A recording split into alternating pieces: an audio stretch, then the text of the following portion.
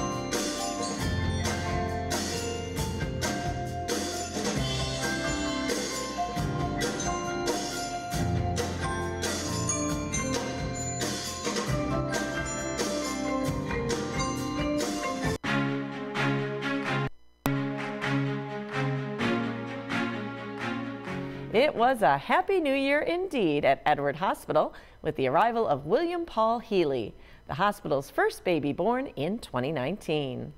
William was welcomed by his parents, Angela Antonou and Robert Healy, at 6:35 a.m. on January 1st. He weighed 8 pounds 3 ounces, measured in at 20 inches, and is the Plainfield couple's first child. After the successful first year of A Safer Naper, the Naperville Police Department is continuing the community campaign in 2019. This month, Resolve to be Safer will be the theme, when police officers will share on social media what their resolutions and tips are to be safer in the new year. Expect future months to feature safety tips, community presentations, and social media posts with advice on lock it or lose it, domestic violence, tax fraud awareness, and much more. An Aqua Valley High School senior has won this fall's Teen Distracted Driving Video Contest, sponsored by AAA Chicago and the Naperville Police Department. Megan Kosak's video encourages to put the phone down and focus on the road. Her win earns her a $750 scholarship, and her video is being shown at Naperville area movie theaters over winter break. Just like the Chicago Blackhawks yesterday, a pair of local hockey teams had a chance to play in the great outdoors over the weekend at the Bobby Hull Outdoor Rink. Battling the bright sunshine, Aqua Valley started the day off with a 3-2 win over Illinois West rival Oak Park River Forest. In the very next game, Naperville North got off to a red-hot start, scoring 3 goals in the first period. The Huskies added 2 more throughout the game and held on for a 5-3 victory over Sandburg. If you'd like to see more outdoor hockey, Naperville Central and Waubonsie Valley will brave the elements for a game tomorrow night at the Bobby Hull Rink, starting at 8:15. And that's what's happening right here in Naperville. But if you'd like more news, you can check us out on Facebook, Twitter, Instagram, and of course, our website, NCTV17.com. For Naperville News 17, I'm Kim Pierce.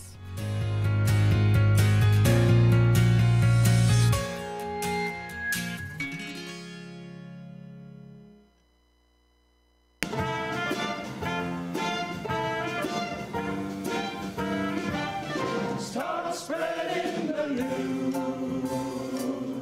I'm leaving today. I want to be a part of it. New York, New York. These vagabond shoes are longing to stray and step around the heart of it. New York, New York. I want to wake up in the city that doesn't sleep, to find I'm king of the hill, top of the heap. My little town blues are melting away. I make a brand new start of it in old New York. If I can make it there, I'll make it anywhere. It's up to you, New York, New York.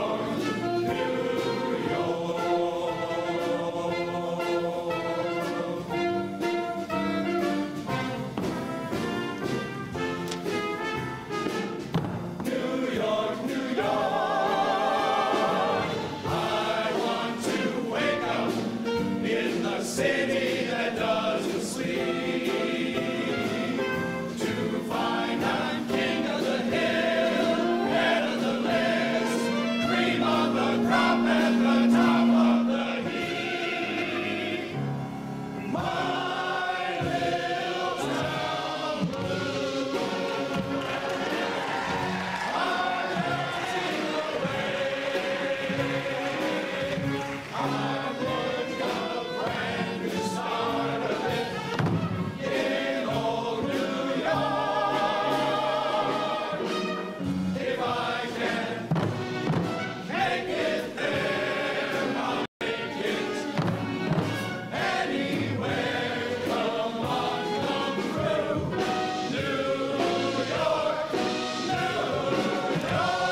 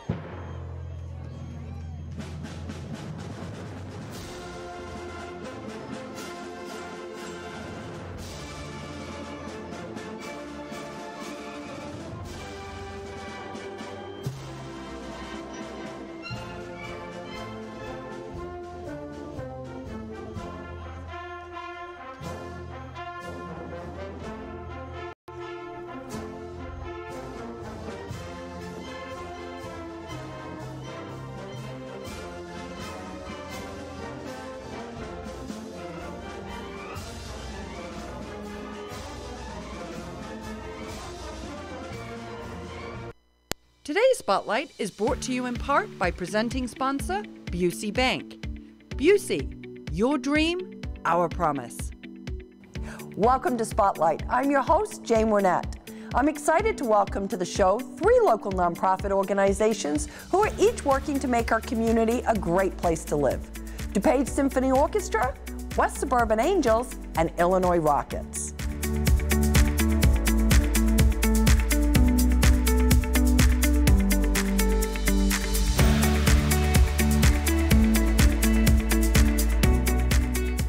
You're watching Spotlight, and today I'm joined by Julie Jancis and Bonnie Wheaton of the DuPage Symphony Orchestra. So welcome. Thank you for having us. Oh, our pleasure. Julie, I'm going to start right out with you. I know that primarily the DSO performs here in Naperville, right, at the North Central College Wentz Hall.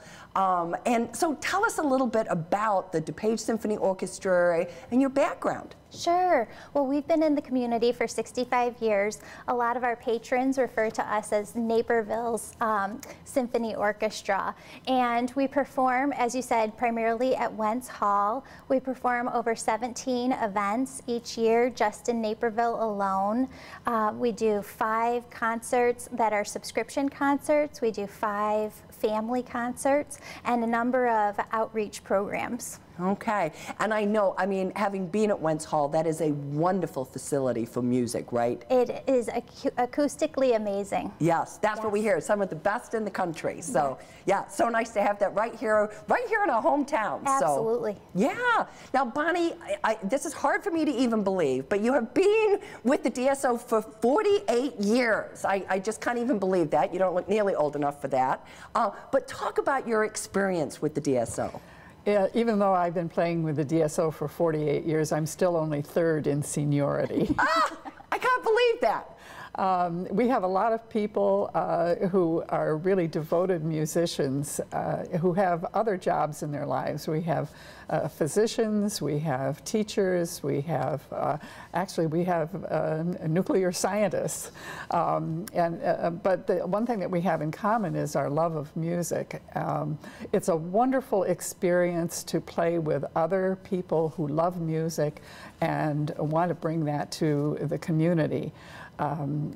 It's great to be a part of something that is bigger than each of us individually. I like to say that under the wonderful baton of our music director, Barbara Schubert, she makes the whole greater than the sum of its parts. So altogether, we sound better than I think each of us sounds individually. It's a wonderful experience. Isn't that nice? And I know, I mean, I have seen you, and the performances are obviously wonderful, but what I love that you talk about is really what it's like to be as a performer, and part of what that's giving back to you personally. Yes, definitely. Yeah, it's wonderful. Yeah. A favorite, what might be one of your favorite concerts? The last concert that we played a couple of weeks ago, I think we played... Information's on our website, but children can come and see our maestra conduct the orchestra and hear how she conducts and what she's saying and how she's changing things even the night before the concert.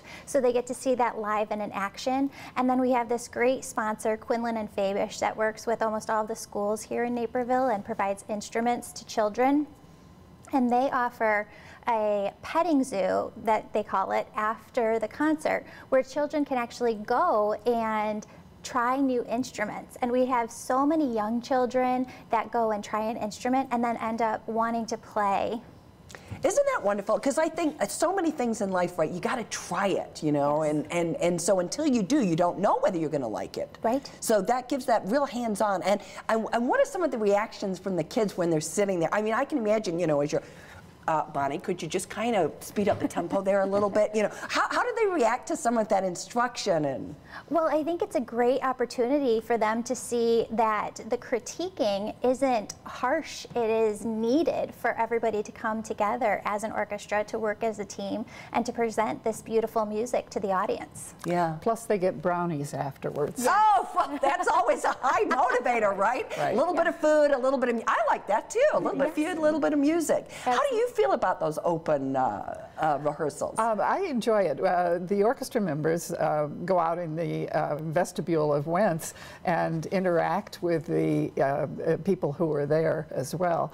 And the kids will come up and ask somebody, and sometimes the musicians take their instruments out. It's a little hard for me to take my cello out. Yeah, but kind of a big thing to be moving out there. But it's a real community effort between the orchestra and the audience members. That's nice to get that engagement, right? Right. Sure. Now, Bunny, talk, because I think you also have some other community programs that you do, right? Yes, we also have students from the area high schools who are invited to come and play with us for just one concert to get an idea of what it's like to be playing with adults rather than just with other high school students. So if you come to the concert and you see some kids who look, or some people who look very young to be playing in the orchestra, they're probably our high school students.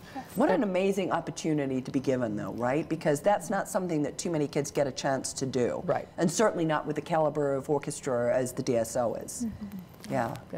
Now, I know on your website you have this thing called Making Music Memories. Yes. Explain that motto.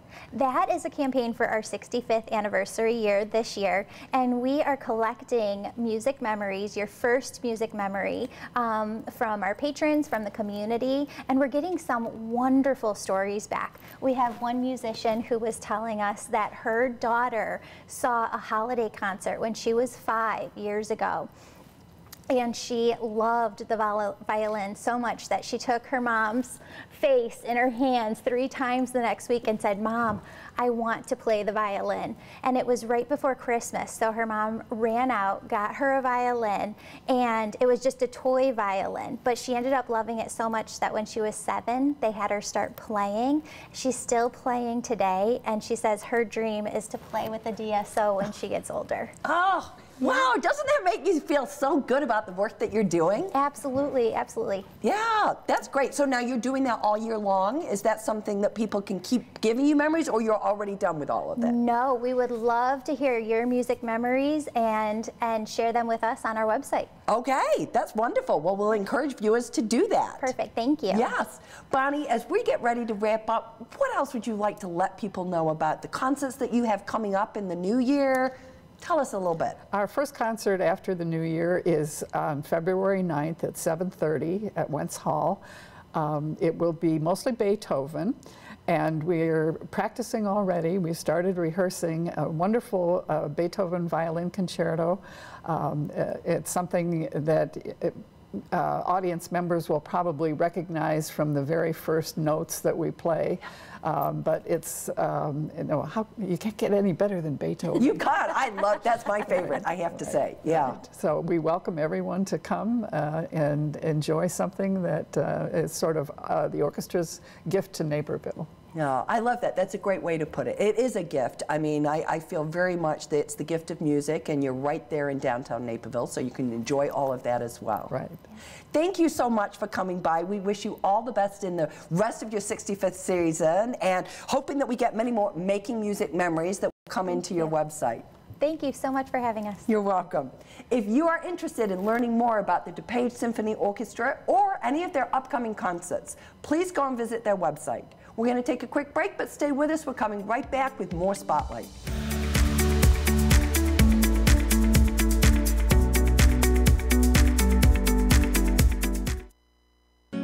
At Busey, our story centers around you, your goals, and your dreams.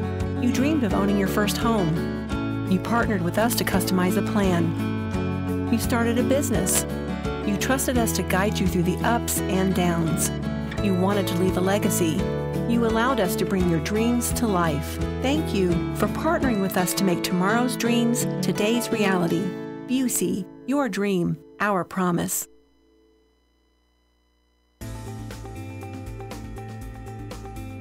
Sharing life over plates is Vi's motto. It's a simple philosophy, and it takes all the pressure off of you. For a starter, try their Neapolitan pizzas, baked to blistered perfection in a wood-fired oven. The mushroom carpaccio is worth a visit all by itself. But if you don't want to share one of the best dinners of your life, Vi's has you covered too, with entrees of wood-grilled fillets, peccari bolognese, or roast wild salmon.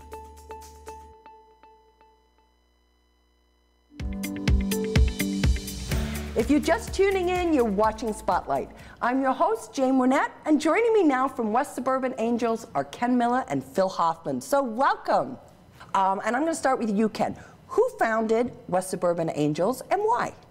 Well, going back to 2013, Joe Zhu and Mike Healy, who are entrepreneurs here in Naperville, came to me because they knew that I started 2 companies and came up with this idea. And so we discussed it and thought that there was an opportunity to match investors with merging companies.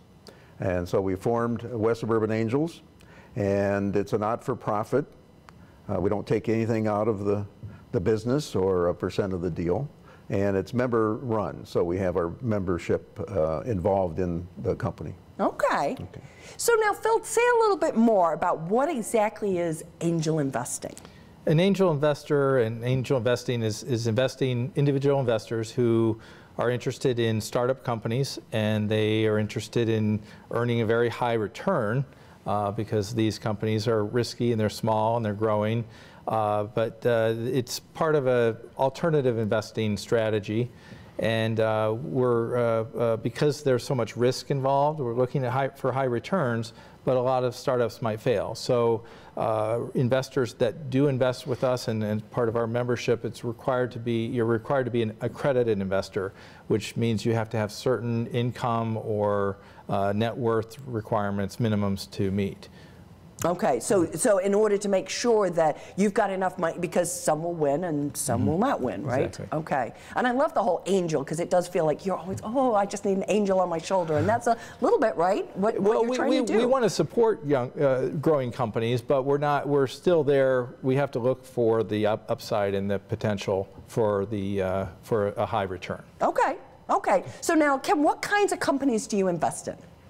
Well, I will tell you that we do not invest in real estate or restaurants. Okay. We know that. We know that. But we'll look at many companies. We've looked at food, artificial intelligence, technology. We see a lot of medical and technology, software, hardware, and those areas. We've even looked at some companies here in Naperville. Okay. Like Tiny Human Food. Yes. It's an interesting one. Yes. And we did invest in a company, retail company that was the founder used to be an intern right here at NCTV17. Yes, so he's a wonderful, wonderful young man with a very good product that he's been working on for a long time. We thought so too. Yes, that's wonderful. That's so good to hear. So talk a little bit about the process of angel investing. Like how does it work? Well, for our group, there's always a lot of companies that need money and want money and have some opportunities. So we have to be pretty selective. We have a screening committee, and we get ideas, referrals from our own members, and they're just connections with either the community or outside investment opportunities. We work with other angel investment groups, some from Chicago or around the whole Midwest. And angel investment groups like to work together because it helps with the research process, it helps make it more efficient, and then it helps to pool some capital together in order to support the best candidates, right? So you're giving them more money, and it gives everybody a better opportunity.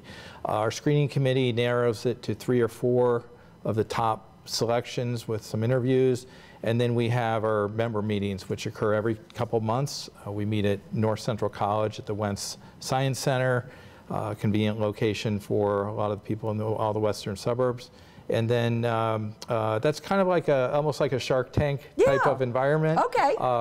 The companies give their pitches, and we make individual decisions on whether to invest.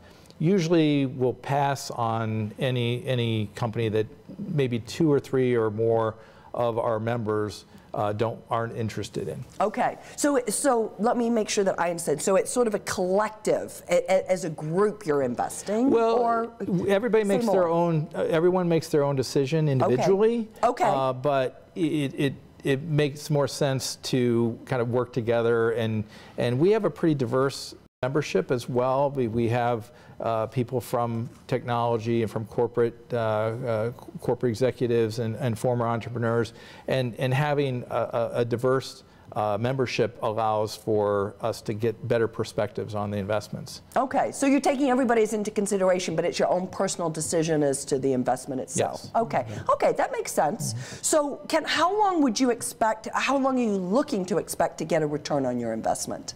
Well, certainly an investor would like a return in a year or two. Yeah. But the reality is it could be 5 years plus. Okay. We had one very good return in the last year, and that was 3 years. Okay. So that was good. And we have a couple others that are coming up that we hope in the next 2 or 3 years will be a return. It could be an exit, you know, sell to another company, be acquired. Okay. So that's looking good. Okay. Well, and it's interesting that you talk about working with other angel investor groups. I mean, I think that's kind of fascinating, the whole networking and using each other's resources. That's, and kind of maybe getting a sense of what those returns should be, right? Right. And it helps to close the deal. Yeah. If we work together. Yeah. Because they may not have all of the money invested and they want to close that particular transaction. So if we work together on it, we might be able to help close it out. Okay, okay. Now, what do you think, Phil, is the most interesting part about angel investing?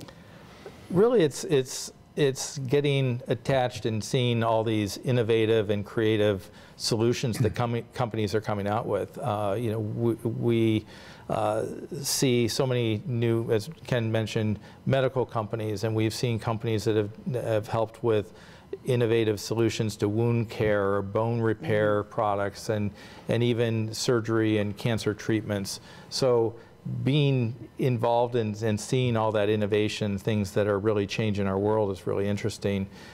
We have a company that's a software company that helps manage robots from the cloud, so remotely managing robots, and those robots can have facial recognition, temperature and touch sensing.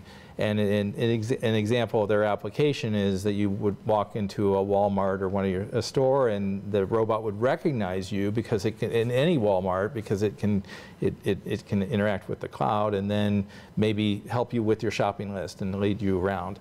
Okay, okay. Ken, as we wrap up here, how does somebody apply for investing with the West Suburban Angels? Well, as Phil said, we usually get referrals from current investors or others that know about us. But they can contact us by sending an email to kmiller@westsuburbanangels.com. Okay, we get to you personally. You can, yes. And certainly they should go to our website and take a look there, and you can connect through that as well. Okay, there's information on there that will kind of help walk them a little bit through that process. Yeah, it tells a little bit more about being an investor. Yeah. Well, I think it's tremendously interesting, the work that you're doing. And, you know, you think about really the backbone of America is on the backs of entrepreneurs. And so finding that capital to really be able to get an idea in motion is so difficult sometimes. So kudos to you for making that available to people right here in our area. Sure. If you would like to learn more about West Suburban Angels, please go and visit their website. We're going to take a quick break, but stay tuned. We're coming right back with more Spotlight.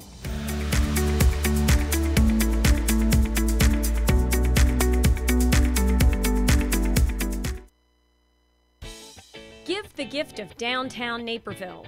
Treat someone special to a great shopping, dining, or spa experience with Downtown Naperville gift cards.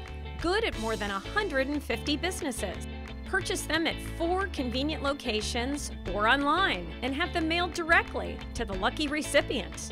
Best of all, there's no purchasing fee. Just choose an amount and send. It's that easy.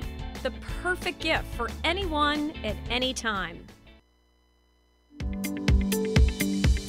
Welcome back to Spotlight. I'm your host, Jane Wernette. I'm joined now by Drew Undyke and Jeff Bergman of the Illinois Rockets. So welcome.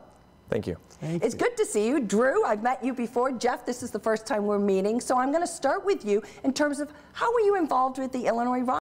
What's your role and what's your background? So this is our 3rd season as a team, and I'm the head coach of the boys' fifth grade team. Okay, all right.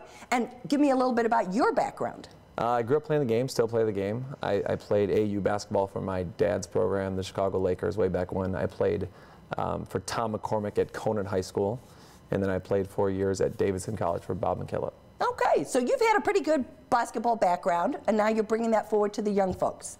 Yeah. So we talk about our philosophy and our goals for the kids often. At my level, the goal for our kids is to help them make their high school team.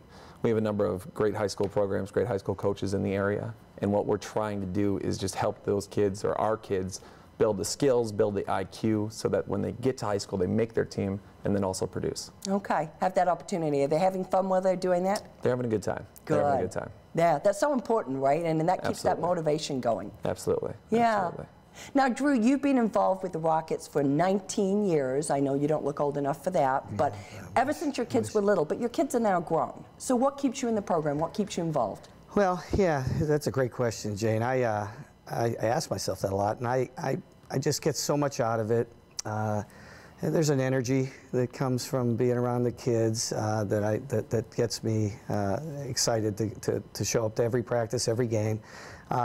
But again, our mission is to, as Jeff says, develop the kids for their high school teams. And then on the girls' side, we also offer an AAU high school program, which allows the more dedicated players to have a chance to go play in college. So seeing them along the way and seeing them succeed is still what gets me going. Gets you excited. Yeah.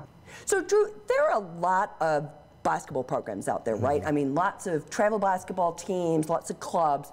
What differentiates the Illinois Rockets? Well, we're a not-for-profit 501c3 organization, much like NCTV, and that's our primary differentiator. But we additionally we assign 2 coaches to each team. So all 10 players, boys and girls, get at least 2. You have 3, I think. 2 assistants.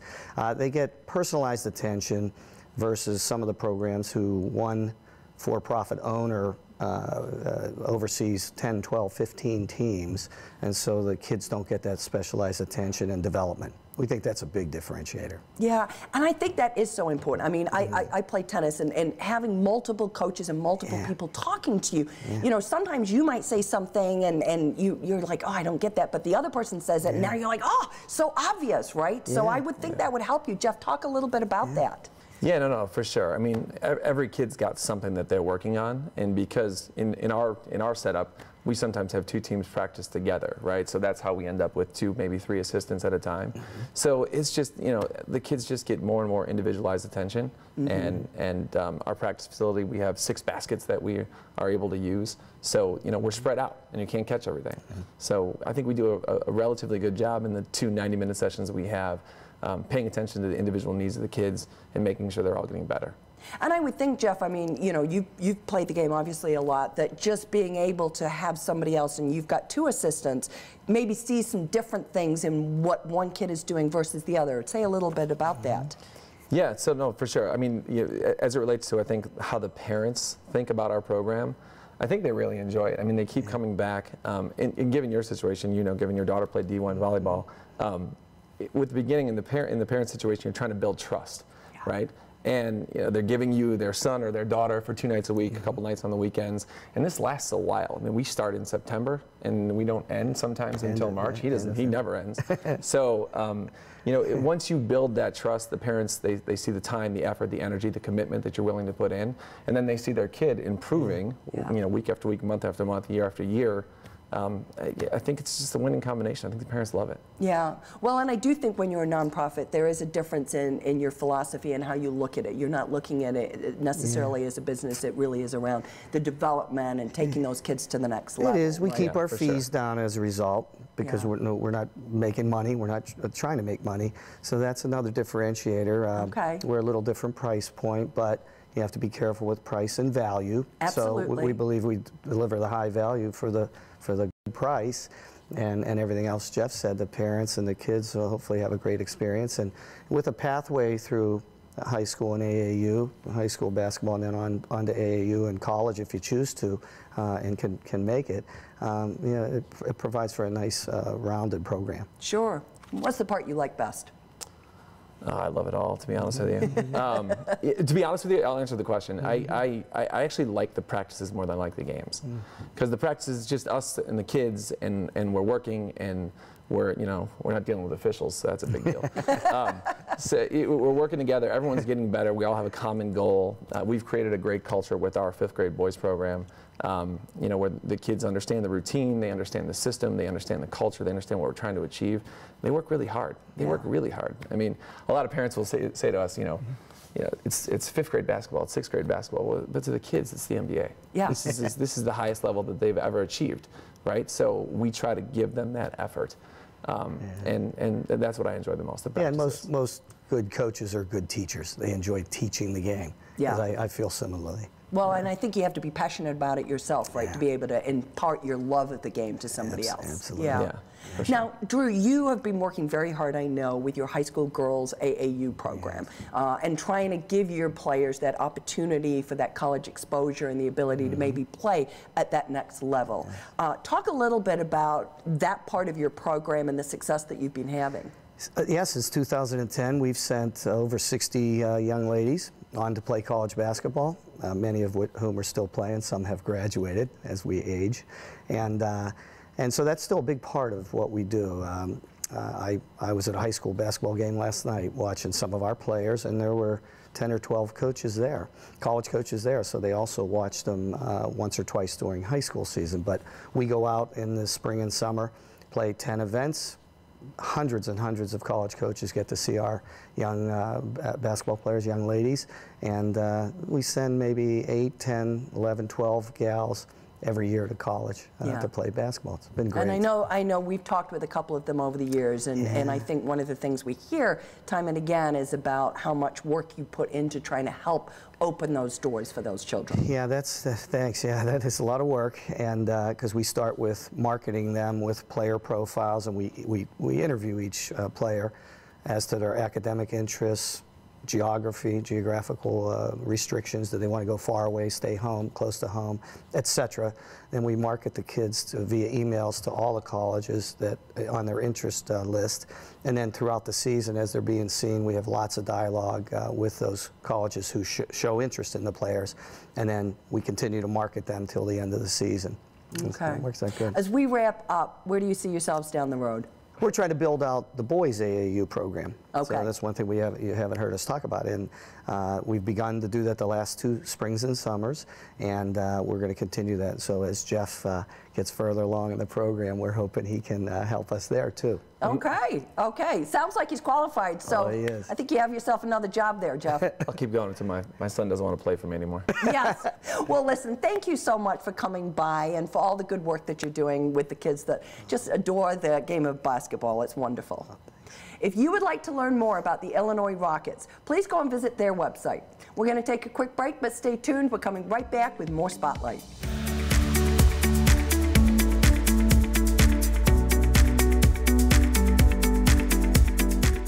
I'd like to thank all of my guests for joining us on Spotlight, and our friends at Busey Bank for their generous sponsorship of today's show.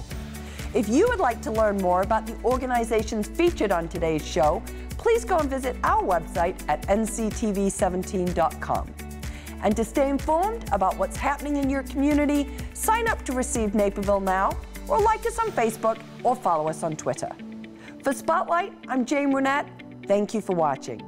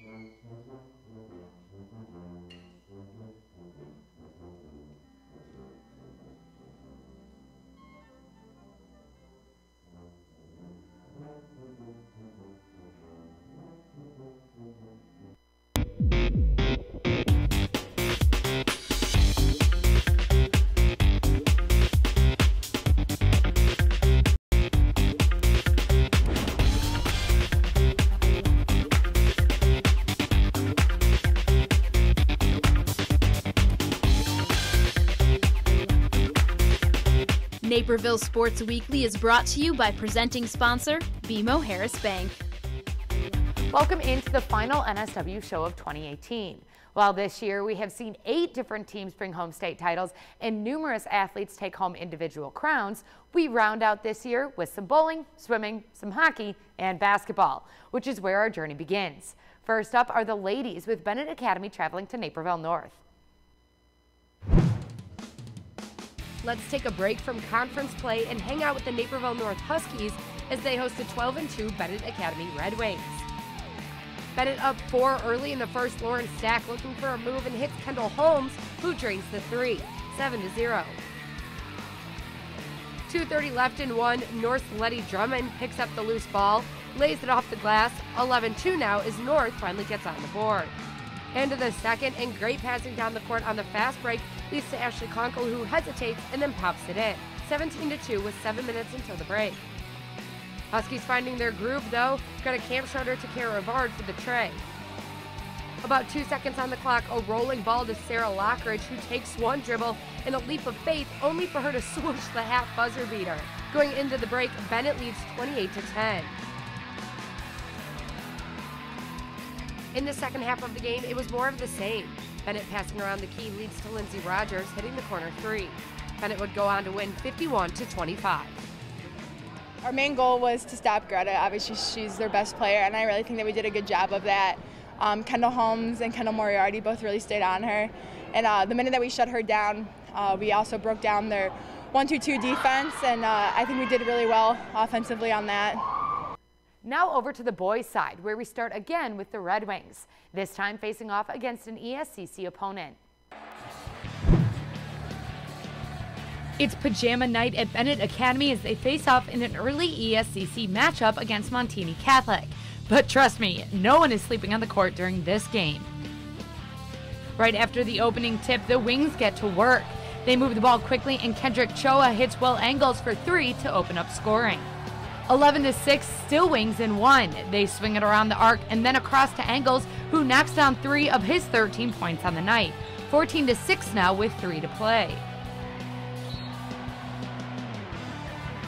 Seconds ticking down in 1. The defense collapses on Colin Crothers, who feeds it out to Trevor Casimir on the corner for an open 3. Early in the second quarter, Choa just slams this one home for 2 of his game-high 18 points. Wings lead 30-15. 30 seconds left in the second, and the three-point shooting barrage continues. Angles drives, drawing the defense, and then kicks it out to John Golden for the triple. 45-27 at halftime. With 5 players hitting double figures on the night and Choa leading the way to the basket like with this shot, it's no surprise that the Wings defeated Montini Catholic and look towards their next ESCC matchup against Marist. I started off in a zone, so we kind of just wanted to, move the ball, get it inside, play it inside out, and just knock down open shots with confidence. That's basically what we did early on there. Naperville Central playing its first home game of the year and trying to get off the schneid after starting the year 0-7. Neuqua Valley looks to get off to a 2-0 start in DBC play. Early in the game, Neuqua Valley looking to get sophomore John Polakaitis some looks, and this is why. He buries this one to put Envy up 3. Peyton Thorne drives the ball for the Redhawks and finds junior Chris Conway, who rises up for the big slam. Central takes the early lead.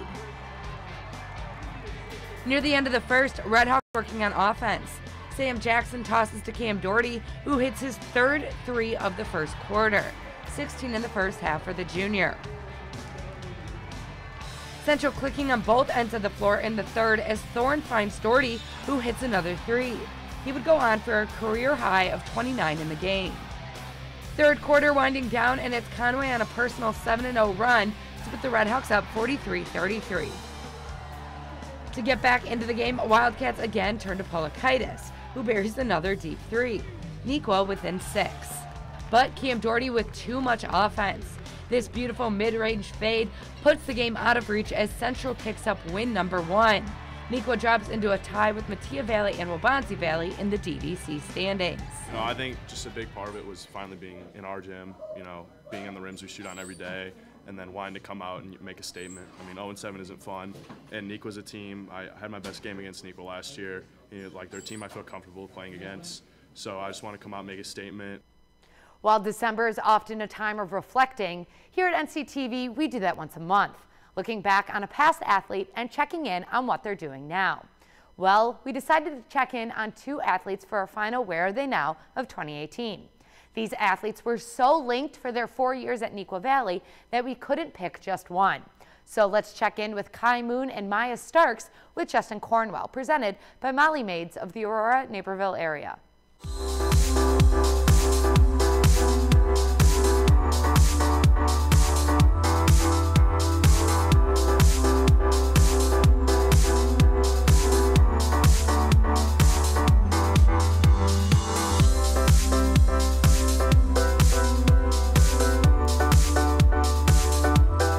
Traditionally, when we do the Where Are They Now segment, the focus is on a single athlete. But with this installment, we look back at a pair of former Neuqua Valley girls basketball players that are nearly impossible to separate. Kai Moon and Maya Starks both began playing on the varsity team as freshmen in the fall of 2012. Each year, the pair saw their playing time increase as the Wildcats were in the midst of a run of 5 consecutive regional championships, culminating in a sectional title win during their sophomore season in 2014. As seniors in 2016, Moon and Starks were firmly the leaders of the team, with Starks running the point and Moon providing a scoring punch from the other guard spot. The two were so in sync that both players broke the 1,000 career point barrier in the same game that season. The Wildcats once again raised a regional plaque that winter, the 4th of their careers, before falling in a close loss to eventual state champion Bennett Academy in the sectional semifinal. After 4 great seasons together, it was hard to imagine the two playing apart, but Maya Starks stayed closer to home to play collegiately at Northern Illinois University, while Kai Moon also got a Division I scholarship to play for Binghamton University in New York. Now in their junior seasons in college, both players have entrenched themselves in their respective starting lineups. Starks is back in action after suffering a season-ending injury in January of her sophomore season. Working up near the top of the key, Courtney Woods will come around now. The give, and from the foul line, smooth as silks. That's exactly what you were talking about with Maya Starks. She leads the Huskies in assists and averages nearly 10 points per game. Moon was a preseason All-America East Conference pick and showed why, averaging nearly 12 points per game to start the year before suffering an ankle injury 6 games into the season. Although their paths diverged on the collegiate level, these two Wildcat greats will always share a bond through their time with the blue and gold. For Naperville Sports Weekly, I'm Justin Cornwell. Still to come on NSW, we roll down the lanes with boys and girls bowling.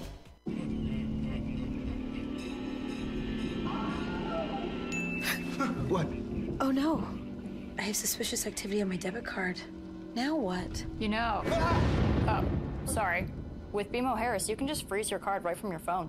Wow, really? Yeah. You can unfreeze it too. How many roommates do you have?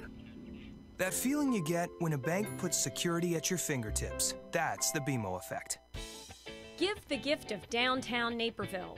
Treat someone special to a great shopping, dining, or spa experience with downtown Naperville gift cards. Good at more than 150 businesses. Purchase them at 4 convenient locations or online and have them mailed directly to the lucky recipient. Best of all, there's no purchasing fee. Just choose an amount and send. It's that easy. The perfect gift for anyone at any time. First up in the alley is a crosstown rival, which Naperville Central won last time these two teams met up. Let's see how things fall this time around. Raising money for the Special Olympics, 2 crosstown rivals come together for a strike fest and friendly bowling match. We start things off with Logan Nardi knocking down all 10 pins with a 2-handed delivery. We'll see more of this, trust me.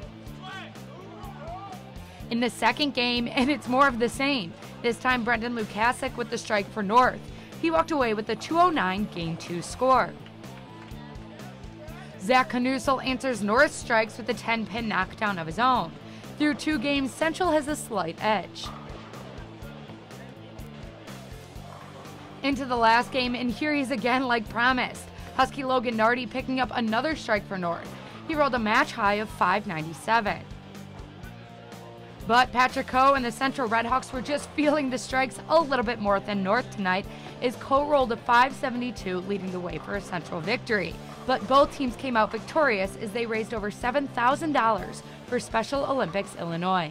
It was really great just having a charity event tonight. Like, of course, we're competitive with North, it's our rivals, and we're all trying to win, but at the same time, everyone was just having fun, bowling for charity and everything. Here, everyone was just screaming charity all the time.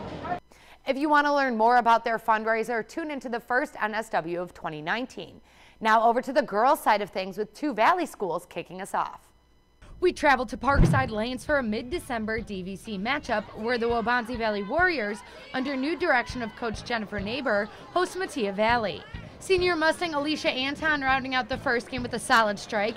The first game would be Anton's best with the 166 score, helping her to a 455 series. Teammate Bella Tiffany gets the nifty pickup in the second game. Looks like she may leave one standing, but the Pins pull a trick and knock the last one down, warranting a fist pump from the Mustang. Waubonsie's Carla Layers grabs her highest score in the third game, thanks in part to this strike. She ends with the 430 series. Second best bowler of the night would belong to Bay Pays. She would grab a 504 series score after picking up this one pin on her next throw. The Warrior top bowler would be senior Haley Kearney. Her solid form leads to a strike on this throw in a 488 series. We go back to Bella Tiffany for the top series score of the night, picking up her fourth strike in a row and eventually leading her to a 506 series and a Mustang victory. I'd say pretty good. The first game was a little rough, but you know, just remembering how to bowl on different lanes, it's always a struggle. We head back to the Fox Bowl where Naperville North hosts Mattia Valley. Both teams call this alley their home, so they know the lanes pretty well. North's Amy Brennan follows up with the strike for the Huskies. These were hard to come by tonight for the orange and blue, but Amy pulled through. To the second game, and Bella Tiffany rolling another solid series. She grabs two strikes in a row after this throw to help her to a 539. North keeping pace though, Rachel Child knocks all 10 pins down for the Huskies in game two. The strikes keep landing for Mattia into game three. Nia Blowy helps the Mustangs pull away with the 134 in game three after two strikes in a row. The story of the night, though, would be Mustang Sydney Lewis, who rolled a 210 in game three.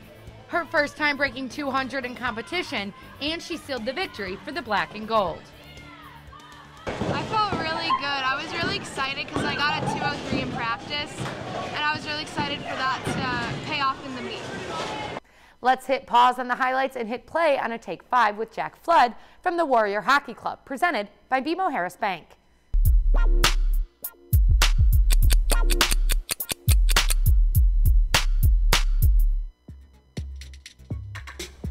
I'm more of a dog person. We had to kind of dog sit my uncle's dog earlier in my life, so I got kind of used to having dogs around the house. To be a civil engineer, I think that's what I most likely am going to major in college, so I think to get a job in that field would be pretty cool. I think just making the varsity team my sophomore year. At first I was on JV, then eventually I got called up to varsity, and that was a big deal for me at that time. That was pretty exciting. Snapchat, I like to talk to my friends a lot. The guitar, I think that's pretty cool, and it has to do with a lot of different types of music.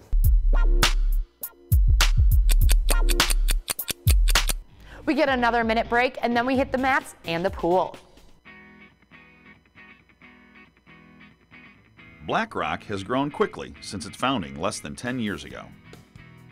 At Black Rock, you cook your steak on a sizzling 755-degree volcanic rock to your exact liking. You can also enjoy all kinds of seafood on the volcanic rock, so each piece is seared to perfection and piping hot as you eat it. At Black Rock Bar and Grill, it's more than just a meal, it's an experience. NCTV17 is your nonprofit community TV station, keeping you informed and connected in many ways. Thanks for joining us for this week's Naperville News. You might tune in to our weekly newscasts or receive free daily news and sports updates in your email. Or perhaps you enjoy watching community events or any of our original series. Welcome to the Naperville Moms Network. It could be that you've been on our set in our studio as a guest in one of our talk shows. Or maybe your son or daughter has appeared in a sports highlight or live broadcast. Or someone you know has been featured in Sports Story Sunday. No matter how you connect with NCTV17, whether on air or online, we know you value local television coverage, and we value your continued support.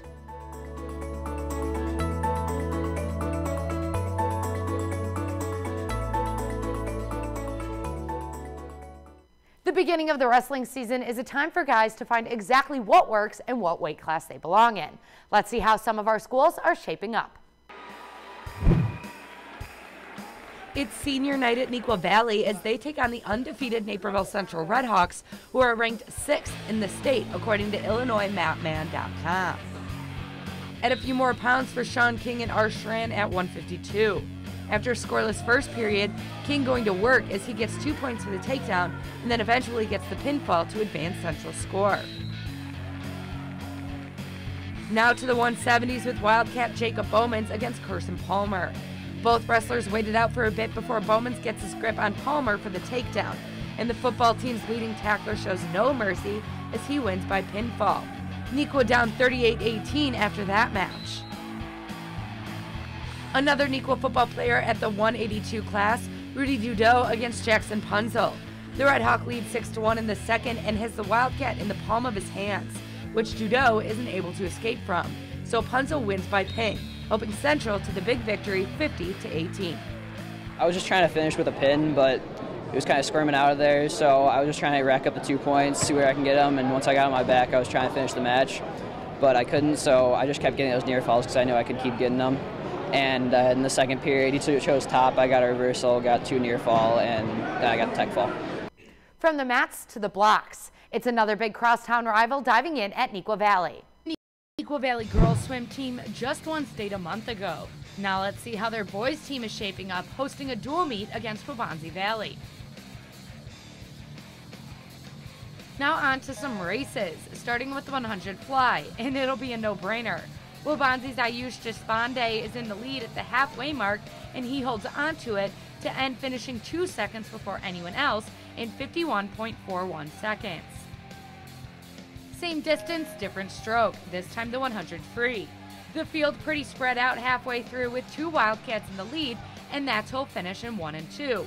Connor Boyle in 46.94 seconds, and Patrick Jensen in 48.80 seconds. Another close race is the 100 backstroke. This time instead of 2 Wildcats, it's a Wildcat and a Warrior competing. After winning the 100 fly, Ayush Deshpande also takes the 100 back over Connor Boyle in 54.12 seconds. We get one more race to check out, and this is the 100 breast. In one of the further lanes, Warrior Brian Noth takes the lead early and only advances it to finish in 101.57 seconds. But unfortunately, that wouldn't be enough as Nequa takes the victory. You know, it's like we're kind of like a big family. We've been swimming together through Fox Valley, so we know like the guys at Waubonsie really well. So it's kind of just like a big competition between us. It kind of just makes us better for the end of the season.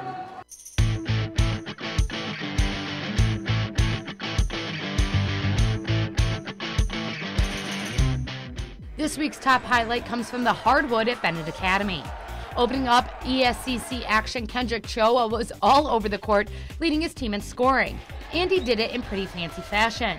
One play in particular, Choa works around his defender, gets wide open, and up he gets for the dunk, and that pinballed around the rim before falling through. But it won't be anything to mess with this year, as evident by this week's Play of the Week. The Daily Herald, the biggest suburban newspaper, has covered Naperville since 1990. Whether you're at home, at work, or on the way, the Daily Herald offers the full digital experience. print, online, daily email alerts, and prep sports newsletters. We'll keep you in the know with news, sports, and of course, your neighbors. The Daily Herald, Suburban Chicago's information source. Experience the Promenade Bolingbrook. Anchored by Macy's, Bass Pro Shop, H&M, and iPic Theater, the Promenade Bolingbrook has more than 65 shops and 12 restaurants. There's something for everyone, from fashion trends to gifts for the outdoor enthusiast. And don't forget about special events, including nightly shows of the Festival of Lights Holiday Tree. It's shopping, entertainment, easy and convenient parking, and great restaurants. This holiday season, check out the Promenade Bolingbrook. Rounding out our last show of 2018 is the coldest sport we cover. Ryan Risky hits the ice with Bennett Academy facing off against Providence.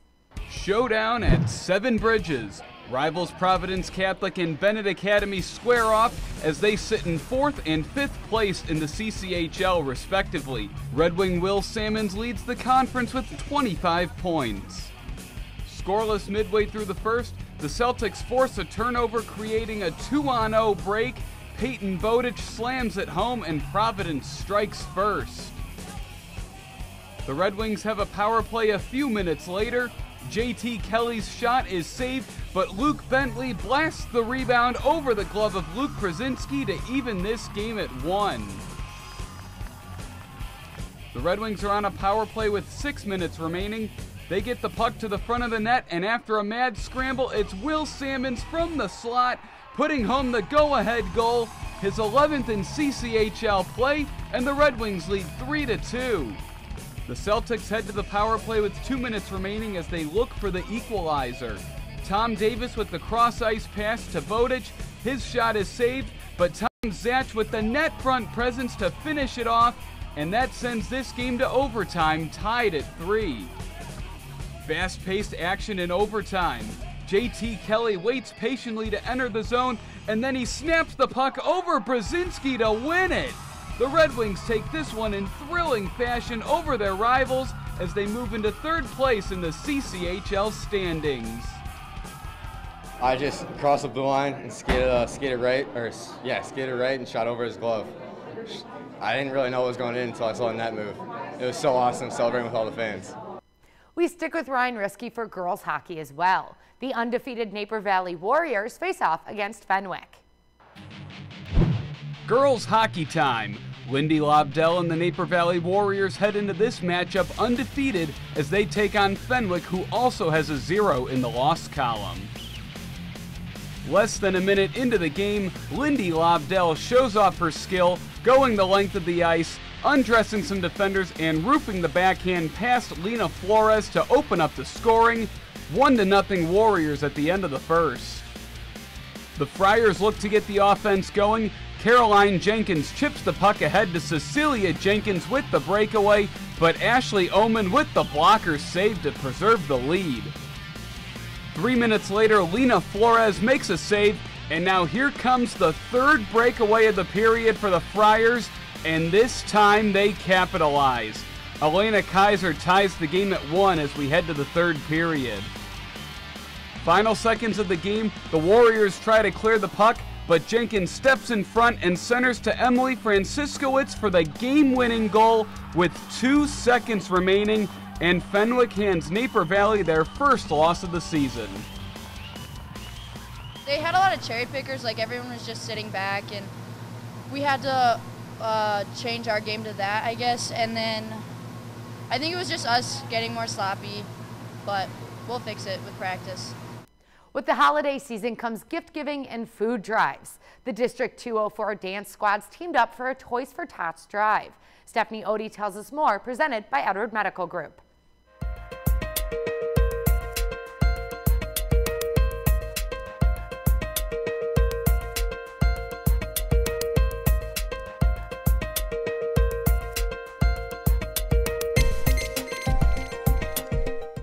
The 3 Valley dance teams are coming together to kick for a cause. For the 3rd straight year, the Waubonsie Valley, Neuqua Valley, and Mattia Valley dance teams have been hosting a charity fundraising event. This year, the goal was to raise money for the Toys for Tots program. So we really just wanted to bring all of the girls together to raise awareness for a good cause, and each year we decided to pick a different charity. The Marine Corps Toys for Tots program has been making a difference in the lives of American families for 71 years by providing a sign of hope to economically disadvantaged children during the holiday season. Toys for Tots was started in 1947 by a Lieutenant Colonel to help less fortunate children that might not receive a toy for Christmas. It's been going on since then. We accept new and unwrapped toys to be given to children in our community. The DuPage County alone serviced 27,000 children in the area, so all donations and toys that come into us go right back to the community. And today we accepted a check for $29,000 that will go directly back into the community.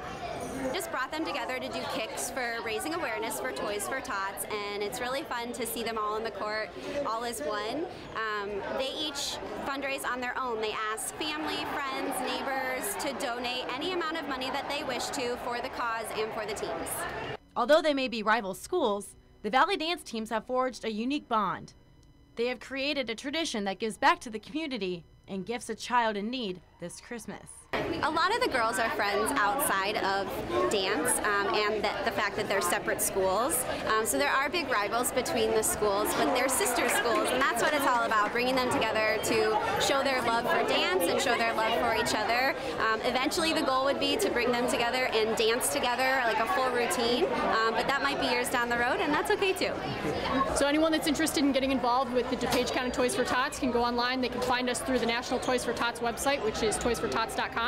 They can also visit us on our Facebook page, DuPage Toys for Tots. And we're always looking for volunteers and businesses to partner with to meet our goals every year. So, yep.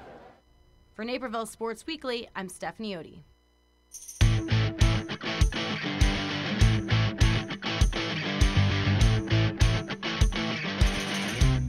Suit up for this week's Girls Play of the Week. We hit the ice with the undefeated Naperville Valley Warriors, and more specifically, Lindy Lobdell, notching the only score of the game for the co-op, but she did it with flair. Going from the East Coast to the West Coast and beating two defenders and the goalie as she hit the top shelf, where Mama keeps the cookies. Off the crossbar and past the line for this week's Play of the Week. Before we put a bow on this final show, I've got one more present for you. Kara Rivard's Take 5 presented by BMO Harris Bank.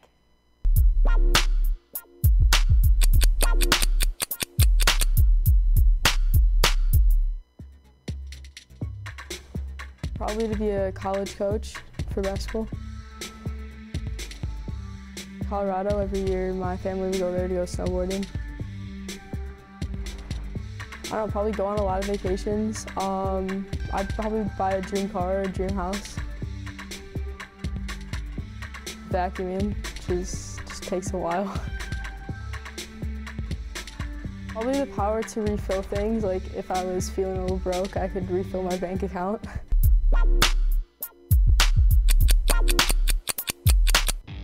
That's a wrap for Naperville Sports Weekly in 2018. We'll be taking the next 2 Sundays off to enjoy the holidays and be back on your screens on January 6th. Just so you don't go through withdrawals, we'll be posting highlights on our website and YouTube channel over the break, so make sure you check out those if you're feeling blue about missing NSW. I'm Allie Cletta, and I'll see you next year.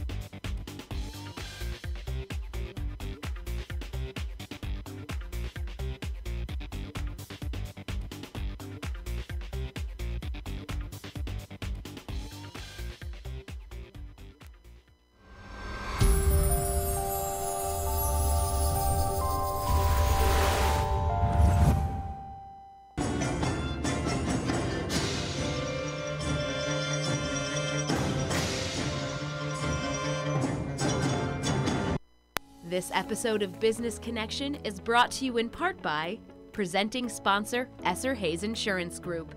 Serving the Naperville community by putting an expert in your corner since 1941.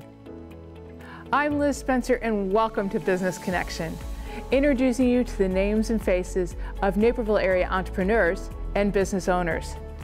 Today we'll go on location to the labs. We'll take a look at the Health and Wellness Initiative from Edward Elmhurst Health. We'll meet a realtor from Bergen Warner, but stay tuned for Learn to Write Now, all here on Business Connection.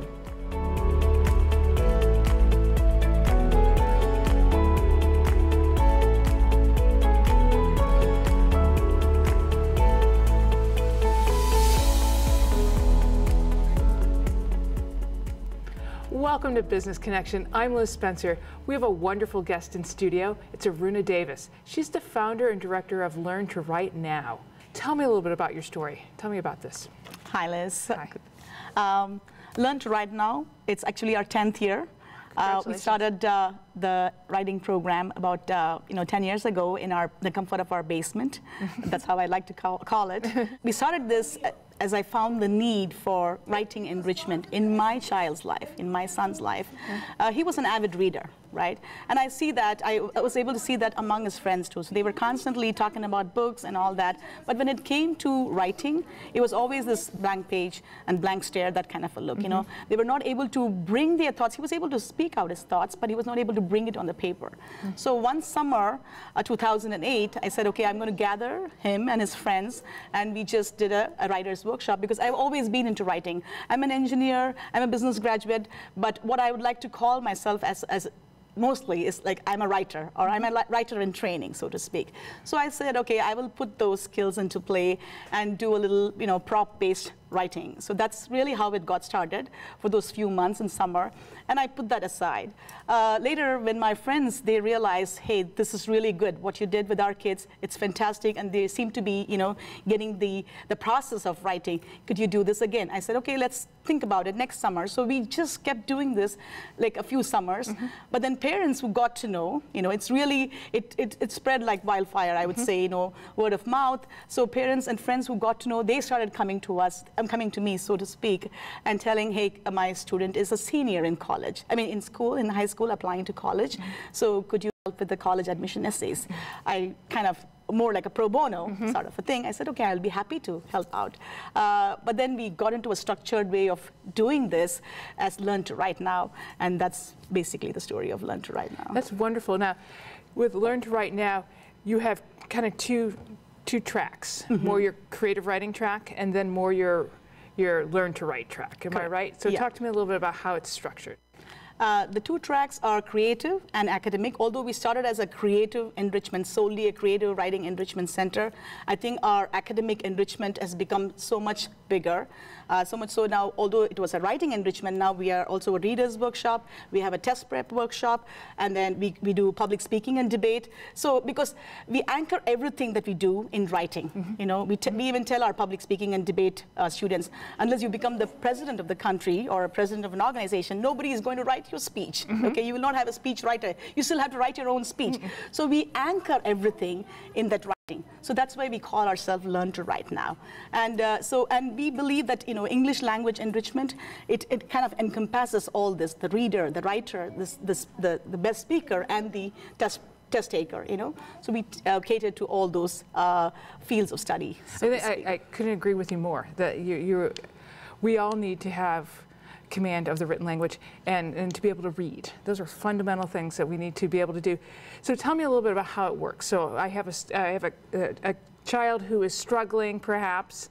How would a workshop work for that? Right, that's a good question. So we have different kinds of parents with different kinds. I mean, even within the same family, multiple sets of students, their own children who are students who have various needs. So a mom who comes to us, she would say, my older one, she loves writing, okay, but there is not enough enrichment that I'm able to, help her with either at home or at the school level. What can you do? So then it becomes a challenging enrichment program, right? So if she is at a certain level, we understand what she or she cannot do and kind of challenge her from there and make it better.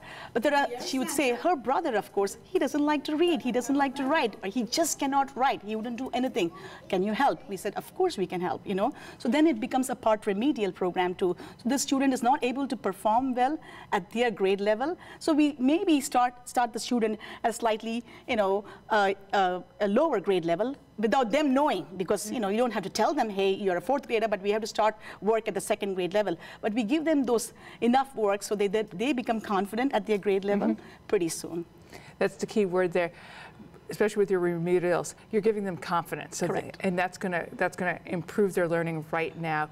How does a parent get connected? How do you run classes all year round? How long do they run? Right. So although we initially started as a summer-only program, now we are an all-year-round program, which is fantastic. Yeah. The community has, you know, realized the need. I mean, although among reading, writing, and arithmetic, they say writing is the forgotten R. I think at least in Naperville, they realized writing is an important skill. So because the community has come, you know, again and again asking for this kind of an enrichment. So now it's an all-year-round program, but we only enroll the students at 3 points in the year, one in January. So currently the winter-spring registration is going on. And then we have one in summer, you know, starting in June, and then another one starting in fall as the school begins. You had mentioned off camera that one of the things you do in your workshop, so take me through that workshop of, you give them assignments, and there are many assignments, and then more importantly, I want you to tell me about the feedback. Okay, wonderful. The student comes to our workshop for once a week. It could be a 75-minute or a 90-minute or a 2-hour class, right? Depending on the kind of workshop they. Majority of the workshops are 75 minutes long, the writers, readers. So once they come into the workshop, these are small group workshops. It could be a group of 6 students going all the way up to 12 students. And depending on the number of students, the number of teachers, or also we maintain a good student-teacher ratio. These are instructor-led classes, so that the students come and learn something called as a mini lesson from a packet of instruction, right? So there's a lesson for the day. And then they learn the lesson, get all their questions clarified, and there is an in-class discussion always, because English language, that's how you learn, through discussion. So we have Socratic seminars, we have question and answer sessions, all those kind of things. So once that is done, there is some classwork that is done, because you want to have a supervisor or a coach looking at, okay, this is how you're writing. This sentence could be better if you just added one more adjective in this place, And they take that feedback and they go home to finish this mini lesson at home. And they bring it back the following week. And every work that is brought in, we actually provide feedback, either on paper or whatever that is submitted via, say, Google Docs. We provide feedback. There's a ton of feedback. And so every parent who has done the program with us, they've said, we have never, ever received so much feedback for our students, for their work. And that feedback, we think, is the cornerstone of success of Learn to Write Now. So what advice would you give to parents to help their student become, a better writer, a better reader? Okay, great question. As a parent, I always like to model, or I would like to practice before I preach. So if I can be the model for my child, right? If I'm the good reader, if I'm the good writer, then immediately my child will follow suit, right? That is there. So if there is an opportunity to give a birthday gift for your child, besides other things that they have on their birthday list of gifts, always get a book, And if it's possible, buy yourself a similar book or the same book, and you can be your child's book buddy, right? And you can both have, and then while you drop your child off for a soccer session, or you have a dinner table conversation, that book then becomes a bonding mechanism, and that's a fantastic thing. Similarly, we do something called as a free writing in the workshop. This is just giving a simple, plain journal to your child, and then telling, okay, whatever is just freely floating in your head, capture that on paper. It could be a simple thing, a one sentence, that's still good enough. We can build on that sentence. So that's how we go about it. Those are two simple things, but it can be put into action right away, I would say. I think that's wonderful advice, and I think what you're doing and what you're offering is super and so needed in today's digital world. So thank you so much. Thanks for stopping by and telling me all about it. I appreciate it. Thanks for this opportunity. You're welcome, and we're going to be right back with more Business Connection. Stay tuned.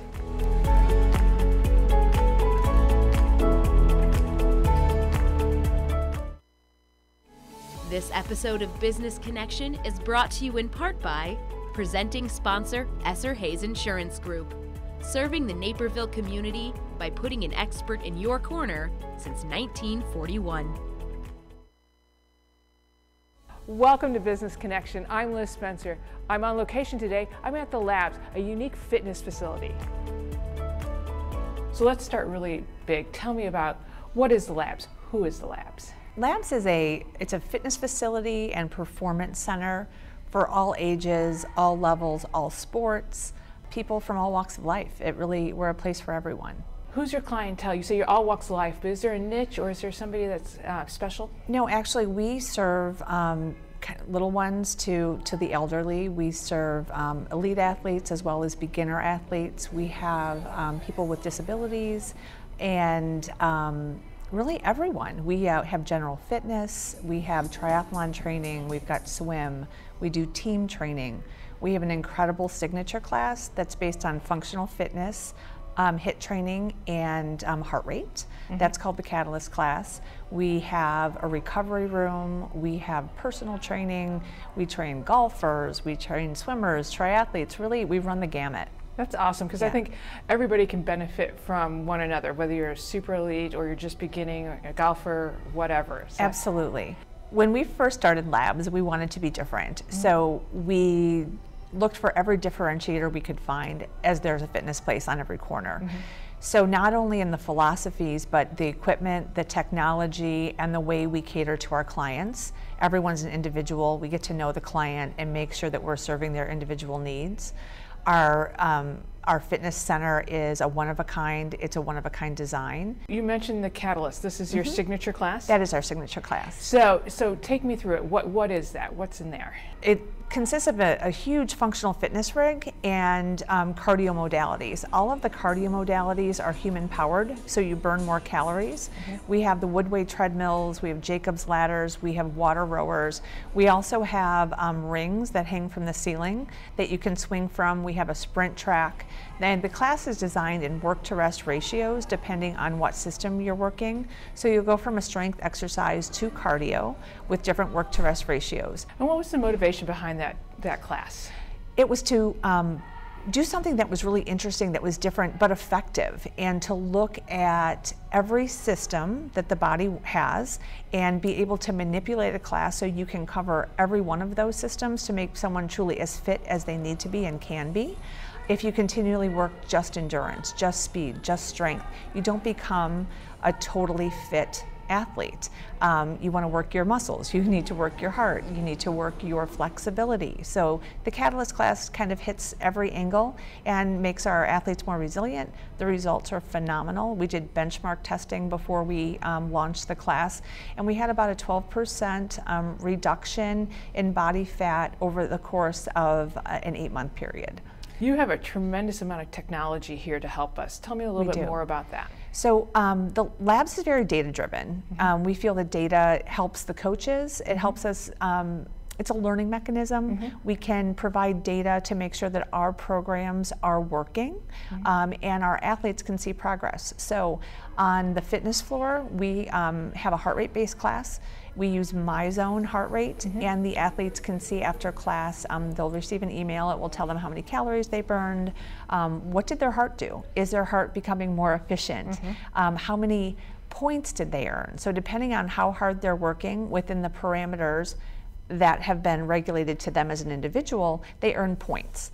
And when we are counting points, we actually do challenges, and we'll have teams or individual challenges where you can win things during the year. And in our cycling classes, we use some software called Perf Pro, and it will give our athletes an email after class that tells them how many calories they burned, what their average power was, how many revolutions per minute they're spinning at, and of course the distance they've gone, and that's a great metric. So we'll do benchmark testing where we do the same workout about every 6 weeks so we can see what the actual progression is, trying to replicate the same conditions and the same efforts. Now you also have a youth program here. Tell me a little bit about that. Our youth programs are phenomenal, super fun, and depending on the age, for little ones, it looks more like organized play, and that's what it needs to be.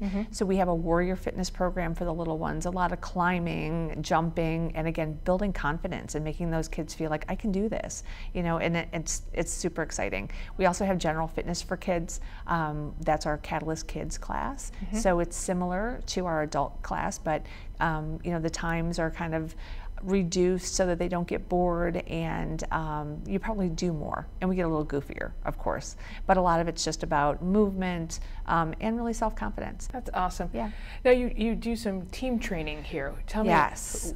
What teams are you training? We do quite a bit of team training. So over the course of the past 2 years, we've really trained teams from every spectrum. So we've had football, baseball, basketball, lacrosse, cross country, of course, a lot of swimmers and triathletes. Every sport moves in a different kinetic line. So our coaches are well versed in kinetic chain efficiency, understanding how the body works sport specifically. So we make sure that athletes are less prone to injury for the repetitive motions that they do sport specifically. And we work with muscular imbalances that are more prone to certain sports and make sure that those athletes are just moving the right way before we get them stronger. Now you have something called the recovery room, which I think it makes me smile. Yes. So the recovery room is a great place to be after you've done your work here. So we have recovery boots in there. Those are compression boots that help flush out lactic acid, increase circulation. They have a massage setting as well as a circulation setting. Those are great. They can make you feel well rested after a long day's work. And my favorite thing that we have in the recovery room is our vibroacoustic therapy tables.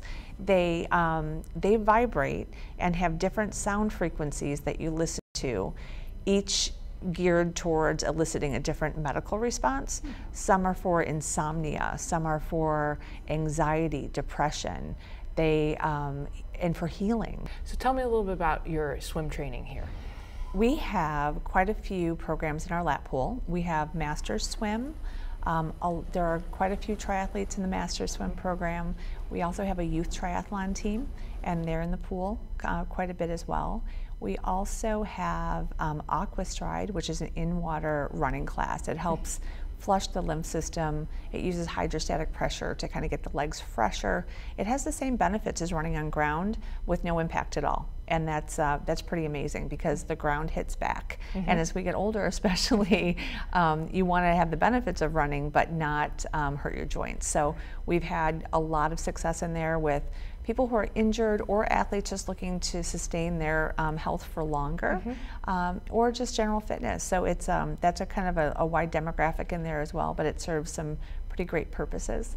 We also have stand-up paddleboard yoga, and that's a ton of fun. This whole place sounds like a lot of fun. It is. Talk to me a little bit about the community that you have here. It's a very family-centric community, not only families themselves being here, but we are a family that's always growing and always has more seats at the table. And just to see the way people support each other through, illness, through losing a loved one, through any struggle, and the arms get bigger, the hugs get larger, and we're just very close. And again, always wanting to grow and always wanting more people to come in. But it's a very unique place where people care. We know if you're in class. We know if you're gone. If you're gone, we're going to call you. It doesn't matter how many athletes we have. We know. So and we miss people if they miss. So it's just a very personal touch. We know what people need. We know where they're strong. We know where they want to go. It's important that we have that connection with our community, because if you don't, they don't get the results and you don't grow. And you can't fake caring, and we care. So, and we're here because we love what we do. And we love being here, and we're grateful for the opportunities to touch people's lives. I think that's wonderful, and I also think that's probably one of your differentiating factors too, is that you care and you're connected, and I think that's wonderful. We wish you huge success. Thanks for letting us come in and see what you do here. We always enjoy it. All right, we love you guys. Thanks.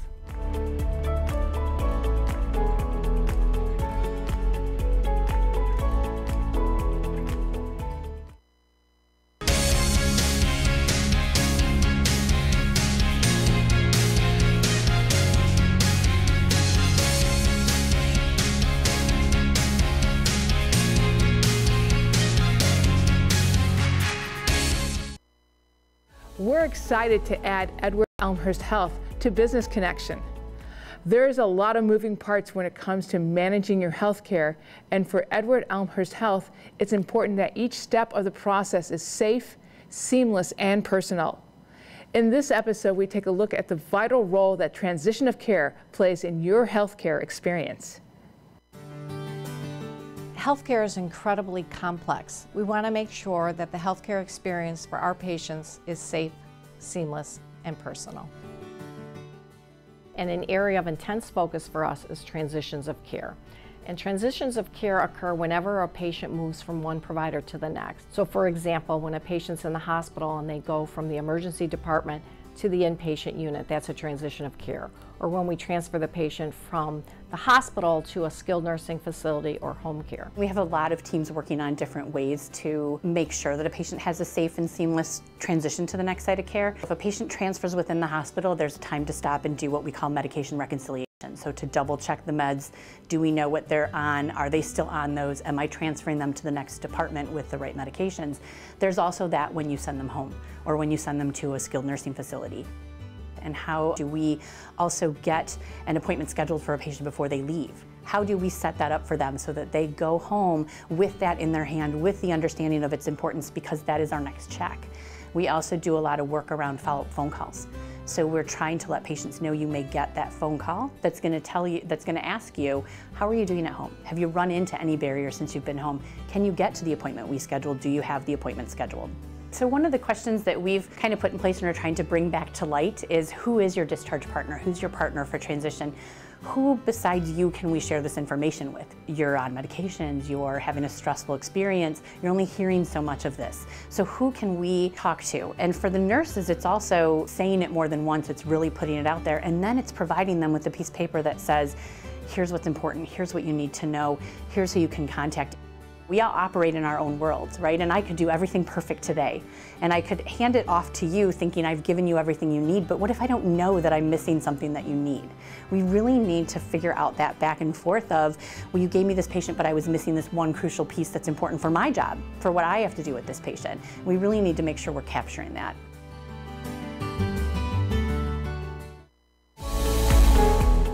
Welcome to Business Connection. I'm Liz Spencer. We have a wonderful guest in studio today. It's Jennifer Antilles, and she's a realtor with Bergen Warner. Welcome.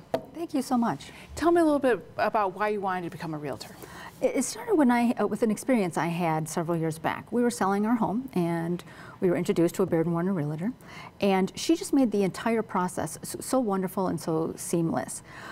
She explained everything along the way, and after we sold, I had to buy a house, and she really listened to everything that I was saying and showed me properties that fit me and what I wanted, and it was just a wonderful experience, and that really stayed with me all this time. That's wonderful. Most of the time, people always think that you don't really need a realtor, that you can do it yourself. Mm-hmm. And why is that not a good idea? What does a realtor do? We're managing so many different pieces. There's a lot of moving pieces at the same time, and we need to manage everything. I need to know what's happening in the marketplace. I need to understand what's happening in the neighborhood. I need to know what the pricing has done in the past and what it could go in the future. I also need to be able to explain contracts to you. So there's a 13-page contract. What does it mean? Why are you signing it? You know, so people need to understand this whole process. I also need to be able to negotiate. So I'm going to be negotiating with either a buyer or a seller on your behalf. And so I'm going to be negotiating price. I could be negotiating time. I could be negotiating something other, something of value that's important to you. I need to be working with the inspectors, you know, and making sure everything happens at the right time. I need to be working with attorneys and make sure everything's on time. We need to work with the lenders and make sure that the whole process happens smoothly all the way to close. So there's a lot that goes on behind the scenes that people just don't realize happen, that we take care of. Well, and I think also that it's our largest purchase. Absolutely. And, you know, we make our lives in our home. We all think about going home. It's our home, you know. And so I think another hat you wear is counselor. Absolutely, absolutely. Because sometimes the families don't agree on what they want, and you need to be that voice of reason. I understand that you want this, but here's what the market is saying, you know, and we also, it's hard to hear about the value of someone's home because, to your point, that's their prized possession, and it may not be worth out in the marketplace what they think it is. So that's a hard conversation to have, and it's a hard conversation to hear. So I have to tread lightly. That's right. Well, it's a big role that you play. Why did you choose Bergen Warner? One of the things that interested me was I knew that they were customer focused. Obviously, I had that experience firsthand. Right. And when I met with the managing broker out in Naperville, Bill Gill, I knew immediately that this is the company I wanted to work with.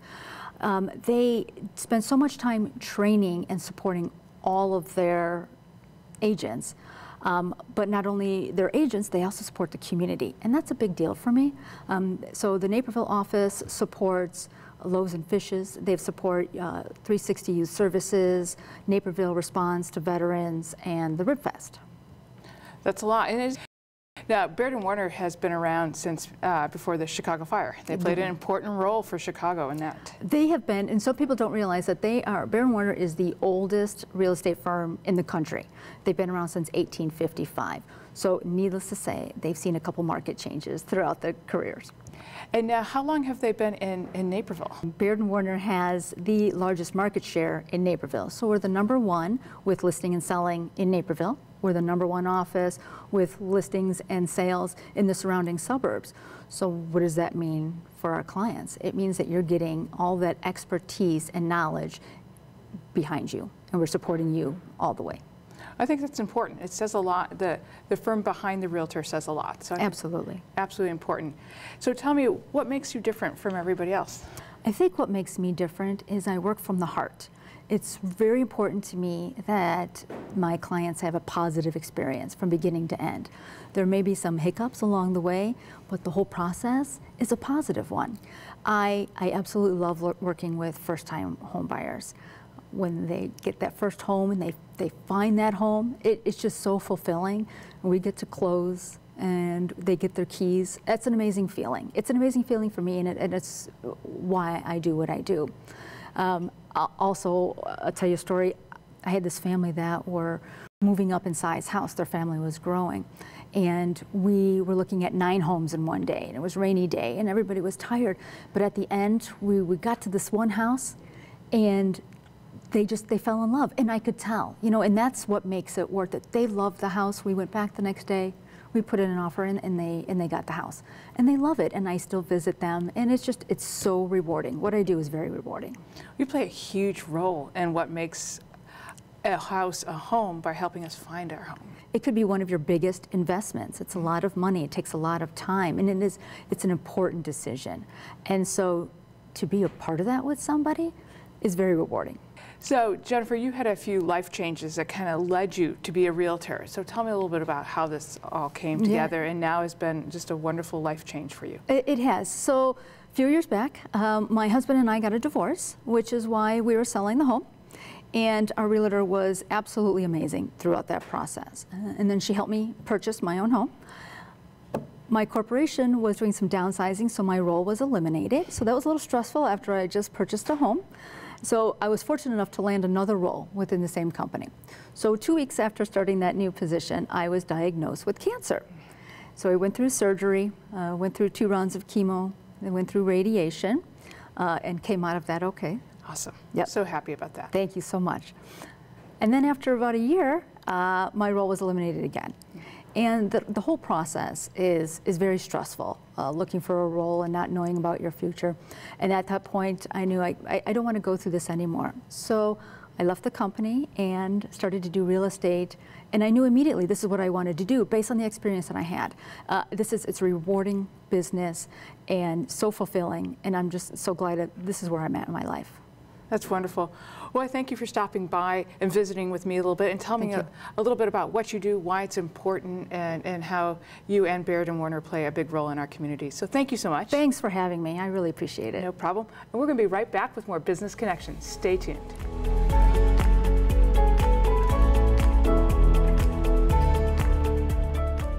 If you're interested in a television appearance on Business Connection as a way to reach out to your community or to gain exposure for your company, contact NCTV17 at 630-355-2124.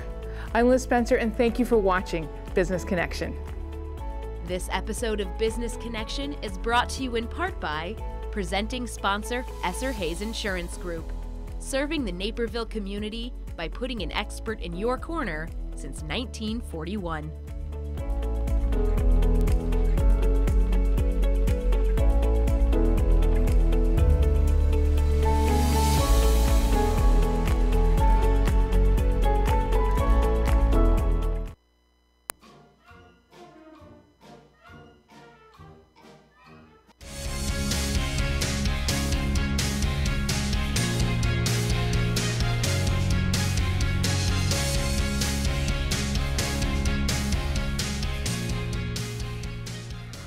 Hello everyone, I'm Kim Pierce. Thanks for joining us for a special year-end edition of Naperville News. Our top story of the year was also one of the toughest to report. For so long, you couldn't mention Naperville without thinking of its mayor of 20 years, George Pradle. This year, our town lost its biggest cheerleader when the mayor emeritus died on September 4th, just one day shy of his 81st birthday. He took over the town as mayor in 1995 at a transformative time and grew along with it, welcoming others to join in and boost Naperville to be its best. Pradle was a Napervillian since the age of 2, only leaving to serve for 3 years in the U.S. Marine Corps. When he returned, he continued his service, now as a Naperville police officer. His nickname became Officer Friendly, thanks to his welcoming manner and many visits to area schools. In 1977, he helped the Naperville Junior Women's Club create Safety Town, becoming the first teacher at the miniature village meant to train children in keeping safe. He went on to run for mayor in 1995, though he had no political background. He won the race, going on to keep his title for 20 years. People wanted to talk to somebody that would listen to them, and maybe they couldn't even help them, but it was just a feeling that they were part of the community. His tenure saw the addition of community outreach directors Krishna Bansal and Bill Liu, the expansion of the East Branch of the Riverwalk, the construction of the Carillon, and the beginnings of the Water Street District. Pradle stepped down as mayor in 2015, but was still a visible presence around town. But his appearances started to dwindle when in 2016 he was diagnosed with cancer. It was a harsh blow, especially as he lost Pat, his wife of 55 years, to the same disease in August of the previous year. His children, George, Gary, and Carol, rallied around him, as did the community. But we'd finally have to say goodbye to the man who was the heart of Naperville for so long, leaving our hearts just a little broken. And Mayor Pradle's passing was met with an outpouring of love and memories from the community. Tributes poured in online, remembering the many shared kindnesses by Pradle. His body would lie in State and City Hall for 2 days, with hundreds showing up to pay their respects. On the day of his funeral, residents and friends lined the streets as a procession wrapped through town, taking the mayor emeritus past some of his most treasured spots one last time. He was a friend to all and a treasured supporter of all of us here at NCTV17. He is truly missed. Mayor Emeritus Pradle did enjoy a good discussion, however, and there were plenty of those this year at the many city council meetings. Naperville News 17's Casey Krajewski recalls a few of note. The Fifth Avenue redevelopment project dominated Naperville City Council's agendas throughout the year.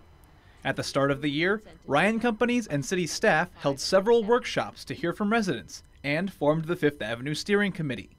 The city and Ryan requested more formal feedback in the form of a land use survey, which showed the majority of residents preferred buildings with a maximum of 4 stories on most of the sites.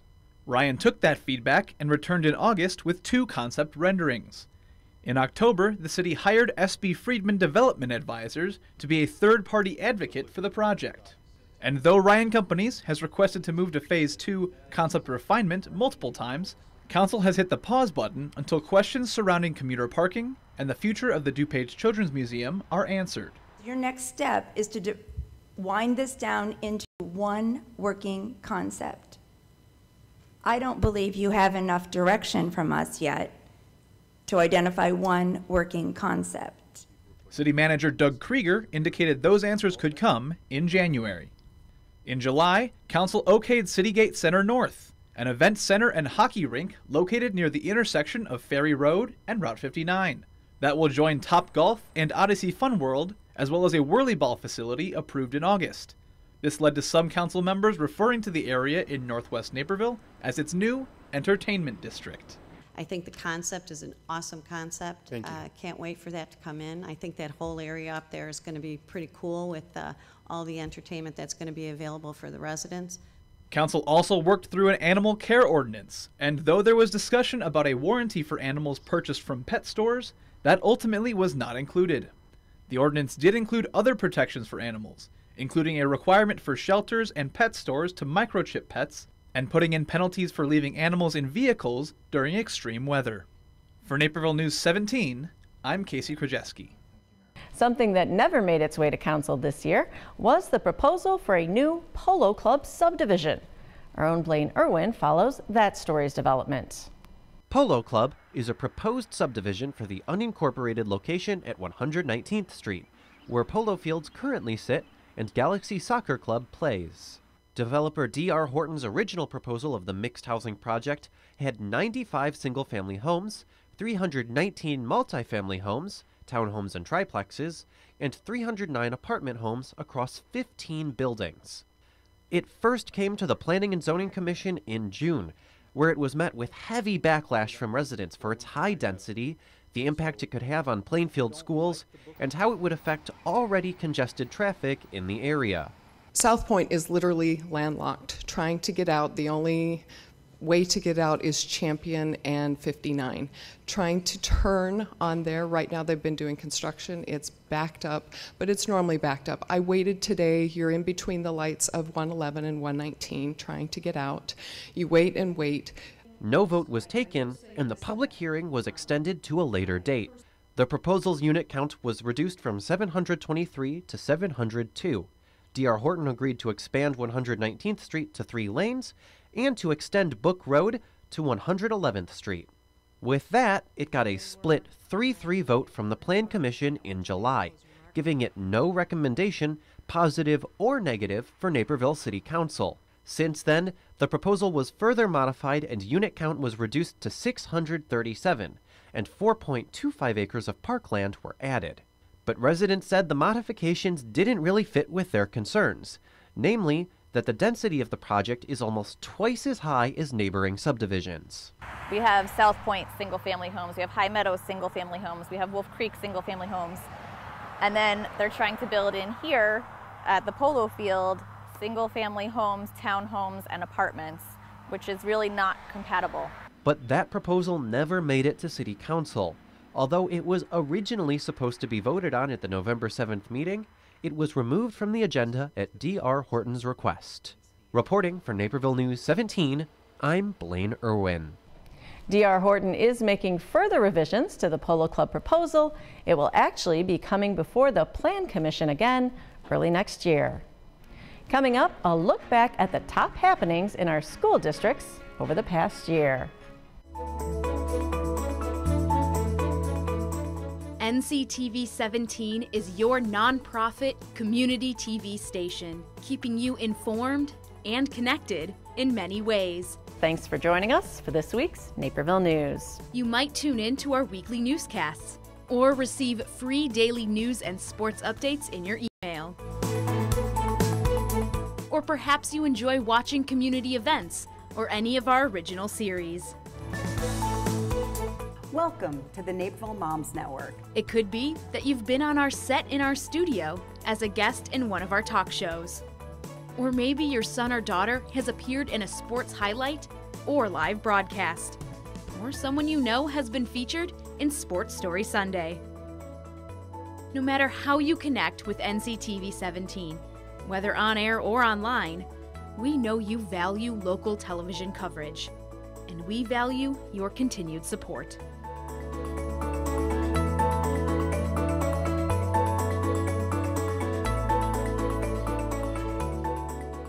This year, our schools saw an uptick in activism as students united behind the survivors of the Parkland school shooting, rallying for change in gun laws. At 10 a.m. on March 14th, students across Naperville joined students across the country for National School Walkout Day. The protest against gun violence came exactly 1 month after 17 were killed in a shooting at Marjorie Stoneman Douglas High School in Florida. Students from both Districts 203 and 204 organized walkouts entirely on their own, gaining support from many in the community. School officials gave permission for the students to demonstrate, and an additional police presence was on hand as an extra precaution. The protests went off as planned, with energized students proud to be part of a larger movement to make a difference. It was amazing to see our school in solidarity and stand in unity addressing this issue. And there's no words that I can express than how grateful I am to be a part of this community that's working towards advocating towards reform. 3 months later, students were able to hear from Parkland survivors themselves when the Road to Change tour came to town. The DuPage Unitarian Universalist Church was the second stop on their nationwide tour. School District 203 had a year that revolved around community voices being heard. Naperville News 17's Christine Lena has some highlights. This fall, a controversial school safety resolution got the board and the community's attention. The resolution was proposed by Mercer County District 404 and supported the option for faculty and staff to complete background checks, have an Illinois concealed carry license, and complete training courses in order to carry a gun in school. Dozens of community members came out in opposition of the school safety and protection plan resolution. On a personal level, I think that just knowing that guns in my school make me and many other students feel anxious and nervous. Students need to feel safe, and so do the teachers, in order to do their jobs well. The board commended the public for voicing their concerns, and each board member explained why they couldn't support the resolution either. I also am opposed to the resolution. I think we have a duty of leadership here. This ISB resolution would send our public policy in a particular direction, so we have the responsibility to oppose it and change that direction. The public's comments were incorporated into a statement that was presented to the Illinois Association of School Boards Delegate Assembly, along with 203's no vote. The resolution ultimately did not get passed. Other voices were heard this year, as one father and coach of a former Naperville Central softball player said it was time to level the playing field. Jeff Anderson came to the board in June to discuss the drastic differences in aesthetics and spending between the boys' baseball field and the girls' softball field. Approximately $634,000 were spent on improvements of the baseball field and the press box here at Naperville Central, and they spent $27,000 on a new temporary outfield fence for the softball field, and that's been it. The Naperville Park District owns the softball field property at Knock Park, and the school district leases the use of it. The board passed an intergovernmental agreement so the Park District can allow the school district to make the necessary improvements, which the board has budgeted around $800,000 for. The updated field could be completed in the summer of 2019. And 203 took many top honors this year, including Naperville North High School getting recognized as a National Blue Ribbon School, making it one of just 24 in Illinois to receive the honor. Niche.com also named the district the third best in Illinois. Reporting for Naperville News 17, I'm Christine Lena. School District 204 spent much of 2018 thinking about improvements for their future. Naperville News 17's Blaine Irwin tells us more. Though the Engage 204 program started in late 2017, it ran into March of this year, and the school board received a list of 8 community desires in May. In order of most to least popular, those changes are reducing class sizes, completing deferred maintenance projects, increasing teacher salaries, hiring additional support staff, improving school safety with new locks and intercoms, finding space for the alternative high school and STEPS program, completing elementary air conditioning, and increasing capital maintenance spending to the recommended level. But the district doesn't have the cash to get all these done at once, so the recommendations are being tackled as they become feasible. I think, we need to respond to our community, and we need to respond to what we heard. But we have to do what we have to do, which is to be financially responsible and chip away at this stuff. In September, 2 rolled out a 4-year plan to tackle deferred maintenance, improve school safety, and to complete elementary air conditioning. And in November, They detailed a plan to move the alternative high school from Indian Plains, which needs costly repairs, to Wheatland School for the start of the 2019 school year. That move is possible because 204 purchased a new building at 1250 Shore Road to serve as the home of the Operations and Maintenance Department, which has used Wheatland for the past several years. Pending purchase of an operations and maintenance facility on Shore Road, we're now in a position to convert Wheatland back to a school and find use for students. The school board also said goodbye to board member Lori Price, who served from her election in 2011 to her resignation in September. In October, they selected Natasha Grover out of the over 30 candidates who applied to fill the vacant seat. Grover will serve the remainder of Price's term, which ends in 2019, and she's running to keep the seat in next year's consolidated local elections.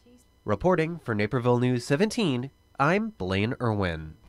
Both school districts will see some turnover next year, with open seats up for grabs on both boards in the April municipal elections. And there's change ahead for several local and state offices representing our area as well, after midterm elections this November. It was a night for Democrats, newcomers, and close races, as we saw some long-standing seats overturned. Democrat Lauren Underwood unseated four-term Republican Randy Hultgren in the 14th Congressional District, becoming the first African-American and woman to hold the office. Democrat Sean Casten took over U.S. House District 6, ousting six-term Republican Peter Roscom. Democrat newcomer Ann Stava Murray won the 81st Illinois House District seat from David Olson by a small margin. And in a race that came down to the very last votes, both provisional and mail-in, Democrat newcomer Laura Ellman edged out incumbent Republican Michael Connolly for the Illinois Senate 21st District seat.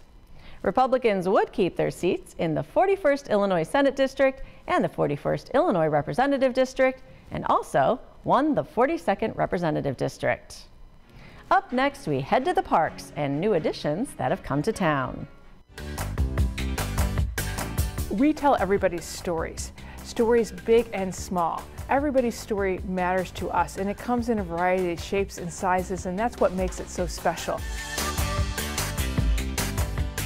We don't always need a big story. Sometimes we want a story that makes us laugh. Sometimes we want a story that we relate to. Sometimes we want to cry with that story. But more importantly, we want to hear the stories about our people in the community.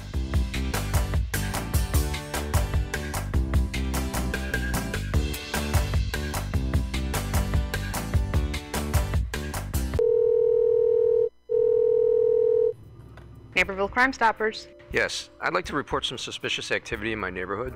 How does this work? Yes, thanks for calling. Your call is anonymous, and I'll not ask for your name. Instead, you'll be identified by a tip number. In a few weeks, call back with the tip number you received, and I will let you know the status of your tip.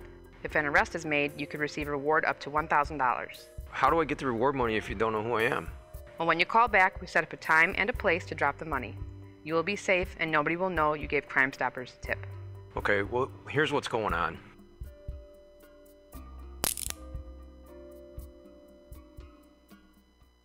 The investigation into Mosier Tower's condition finally concluded this year. A structural examination that was done back in 2015 revealed that the 160-foot tall tower needed up to $3.5 million in repairs.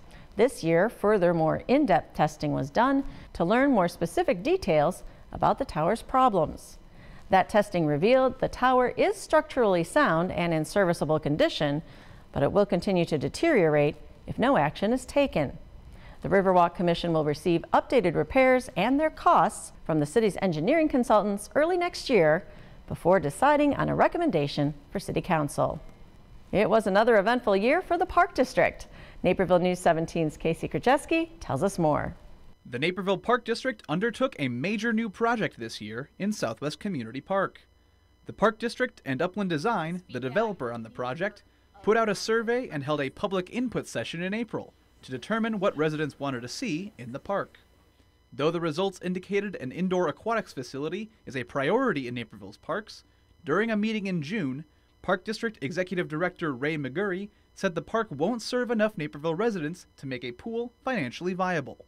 We believe it's just too far southwest out of in the city to move forward with something like that at this point. The district released plans for Phase 1 of the project, which would include a splash pad, a sled hill, sports facilities, and other features. They also issued $11 million in bonds to help fund Phase 1. Construction is scheduled to begin next summer. The Park District also broke ground on a new park and completed another. In September, officials turned the dirt on Naperville J.C.'s Park, a smart park next to the Municipal Center that will include free Wi-Fi, charging stations, and USB ports to create its outdoor workspace feel.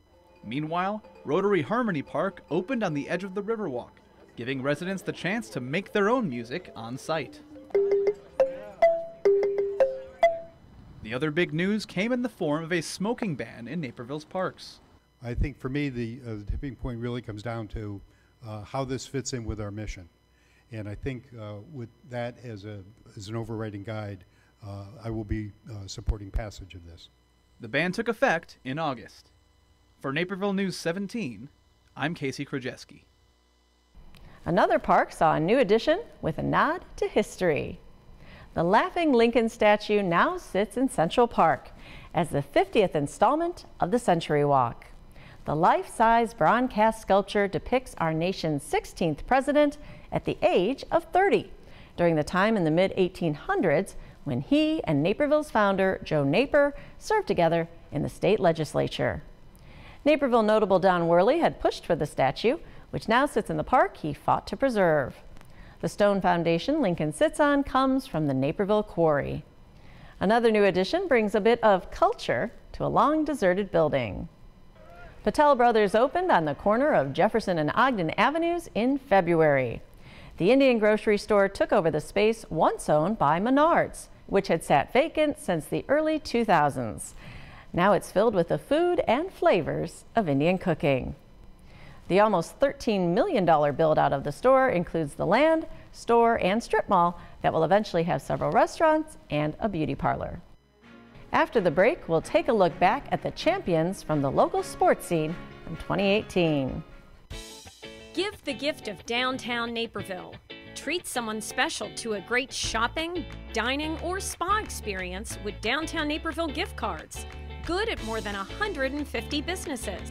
Purchase them at 4 convenient locations or online and have them mailed directly to the lucky recipient. Best of all, there's no purchasing fee. And program history. Now on to the most recent titles from the current school year to round out an epic year of sports. The Naperville North girls cross country team three-peated as state champions down at Detweiler Park. The Naperville North boys soccer team also three-peated as state champions at Hoffman Estates. Both of these historic finishes happened on the exact same day.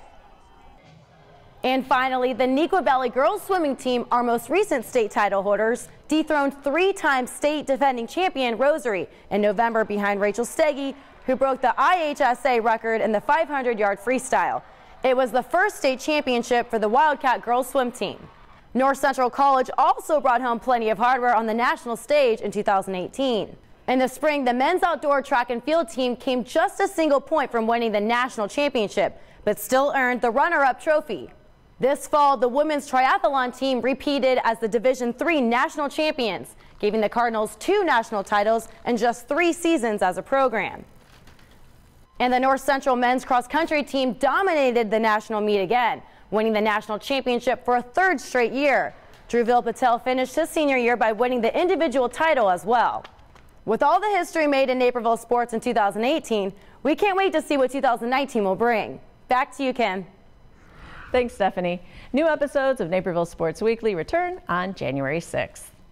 Our police force came out in force this year with a new campaign called A Safer Naper, offering tips each month to help. He didn't learn his name before the man was taken away for medical treatment, but extended this offer.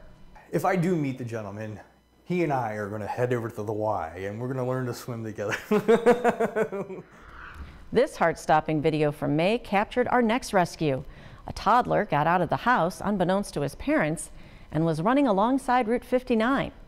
That's when Sergeant Anthony Menino spotted the youngster just north of North Aurora Road, parking his car and pulling the child to safety. Menino was presented with the Naperville Police Department's Life-Saving Award for his act of heroism. When Officer Matt Manuth pulled up to the scene of a car accident on Memorial Day, he discovered that it was a deer that needed rescuing. A pregnant doe had been struck and was giving birth. Though the doe passed away, thanks to the help of Manuth, her fawn made it through. Oaken Acres Wildlife Center took her in, mended her leg, which had been broken in the collision, and nursed her back to health. And that's it for our year in review. Thanks so much for watching. We look forward to bringing you more stories in 2019. This week's Naperville News 17 is brought to you in part by the following sponsors.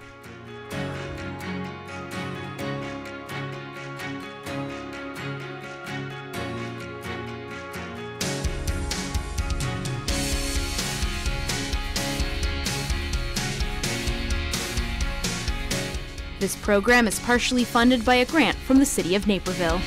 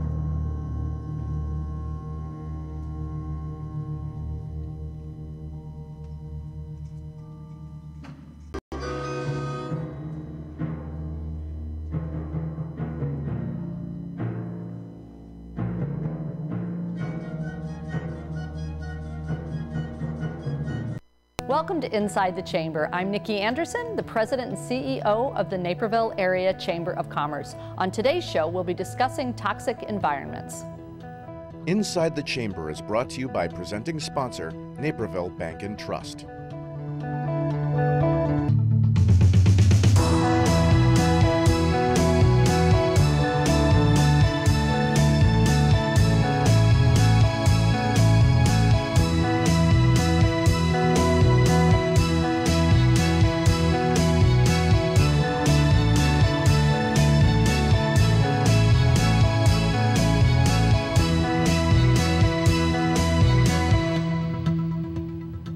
We've likely worked somewhere and the environment was not conducive to healthy growth and collaboration. So today we'll be meeting with business owners that have a deeper understanding of the damage a toxic environment can have.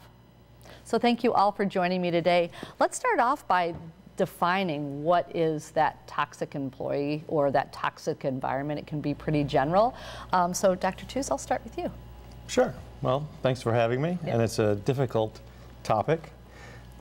When it comes to describing a toxic organization, I can use a lot of fancy descriptive words, or I can just tell you about a feeling that a person might have. And that is, do I want to go to work in the morning? Do I want to get out of bed? Yeah. And if I don't want to, why don't I want to go to work? Right. Is it the organization? Is it the people? And I think there are people who know what I'm talking about. It's not just about not wanting to go to work because you don't want to go to work that day. Right. It's about feeling physically sick, psychologically ill. It can actually make you ill because you don't want to go to that organization. That's a sign you work at a toxic organization, I think. Yeah, interesting. What do you think, Becky? Yeah, you know, there's a lot of different variables that can play into a toxic work environment. I think typically communication is faulty. Either there's not enough of it and people don't really know what's going on or where the organization is going, or it can go the other direction. The communication that does happen is just shaming and blaming instead of really going to the root of issues that are going on there. And you know, there's so many different elements that factor into it. I think we all have our own sets of dysfunctions that we bring into a work environment. You put us together in a room for 8 to 10 hours a day, and we're bound to have some of that come out. And you know, we learn how to work around each other's dysfunctions. And it's so important just to get to the point where everybody's clear on where the organization's going, how they're going to get there, and then actually working towards that instead of getting the egos and different elements involved. Right, right. You make that sound so easy. It's a journey, but you know, it's really, it can happen, and I think that's important to know. I think so many people feel like I'm stuck, I'm trapped here, and there's no way that an organization could be healthy, but there can be transformation that happens within an organization when the leader of that organization is dedicated to doing it. Awesome. Joe, what do you think? Yeah, I would say that I think of it as the impact on the individual within the organization. Because I think in some instances, a toxic work environment, while there might be examples of it being kind of organization-wide, I think it impacts everyone differently because everyone kind of receives the environment in their own unique way, you know, and they have different needs and different interests. So it's difficult to pinpoint, I think, a specific thing, but I think everything we're talking about, communication and consistency and things like that. But to kind of jump on what Becky said, I think that there are a lot of avenues to try to remedy that and deal with it, but that it definitely comes, I think, more so from a leadership standpoint than from, you know, like an individual employee is the problem. You know, I don't like to think of it that way as much because I think usually there's ways to lead from the top that can impact it broadly and identify when those are, I guess, problematic circumstances. So that is a great segue into my next question, which was, you know, sometimes we might look at an individual employee or person that's kind of the root of this toxicity, if you will. But to your point, maybe it's leadership, maybe there hasn't been a culture established or a clear hiring protocol, you know, all of those things. So the question was, do you think that leadership has that responsibility to create and maintain a solid environment? What do you think? Absolutely, 100%. Yeah. It's not whether it's partly the leadership's responsibility, it's totally the leadership's responsibility. The worst case scenario is you work in a toxic organization with toxic leadership. Yeah. That's the worst. Yeah. Right. So, no, absolutely. Toxic leaders tend to be narcissistic, centered. They hold an important business meeting and talk about their vacation or what they did over the weekend, credit for other people's ideas, or they stifle creativity, good ideas. So absolutely, leadership is definitely the key. And that probably, you know, the person that you were talking about that's at home, because leadership is a tough thing to change if the leader of the organization is that person. People will leave that organization. They'll be sick. They'll just go through the day being creative, feeling stifled. Yeah. Right. Interesting. What do you think, Becky? Oh, absolutely. I think the leader of the organization really sets the tone for the culture of that organization, and whether they intentionally do it or not, to the degree that they're aware of the way that they're interacting with their employees, with their customers, it's going to trickle down to the rest of the organization and communicate this is okay or this is not okay. And so there's really got to be an intentionality at the leadership team level to define what the core values or the culture of the organization is, hire, manage, and when necessary, fire based on those core values in addition to the skill sets for those positions. And so I firmly believe the health of that leadership team has a huge impact on the way the rest of the organization is going to interact with one another. That's so true. I think there's a tendency to think that certain things are changeable and certain things aren't within an organization. You know, and that's based on kind of what you see and what you begin to learn about you know, what is important to, you know, top management or leadership. And so if you're working in an environment, there's certain things that you just might just assume this is just how this is. And without, you know, so there's only so much you feel like you can really affect from a change standpoint. And I think that's why it's important that, you know, ultimately top management and leadership really need to be the ones who are kind of leading those changes and making efforts, whether it's like broad culture type of decisions or specific to like a given problem in a given department. So the question that I have, kind of based on what we've been talking about, is can an employee, I'm going to ask first from an employee perspective and then from an employer perspective. As an employee, would you be able to identify the potential of change? Or do you look at knowing that the leader is this narcissistic leader and you're just going to quit? How do you discern whether it's fixable and changeable, or this is never going to change, I'm out of here? Because I think that's important to say, well, you know, maybe I need to be, you know, a little bit more vocal because maybe some people don't see this. And then you can identify whether it's something that's changeable or something that's not, you think? I think that's a difficult question for an employee to confront. I think I believe, I mean, being upfront with just making sure you're clear on what the person is accountable in their role, defining that culture of that organization at the interview process. I mean, ultimately, you want to lay the groundwork and say, hey, this is a growth-oriented environment. We're really motivated to, you know, maybe quadruple our revenue. There's got to be a lot of hard work here, and you're kind of helping to shape that culture. You're hoping some of those folks might self-select if that's not what they're interested in doing. But if they do get in that organization and you're realizing this just doesn't seem to be maybe a culture fit, it's having those conversations up front and just saying, hey, you know what, I'm a little bit concerned here. Here's where we're at. Here's where, you know, I'm observing that you're at. I'm not sure if you're aware of that, but there's a gap here. What can we do to work together to see if we can fill in that gap? You have a number of those conversations, and if the realization is it's just you're on different pages, you know, by then typically they know the direction those conversations are going, and they're likely going to find themselves exiting the organization without you even needing to step in. Great. So Dr. Tews, how do you approach that conversation, right? Well, I think prevention is the #1 key. So the interview process, and then fortunately most companies have a probation period, because people can interview very well. They can answer all the right questions, look really good on paper, and then once they're in the position, their personality quirks, whatever they may be, if they're not all healthy, start to bubble up.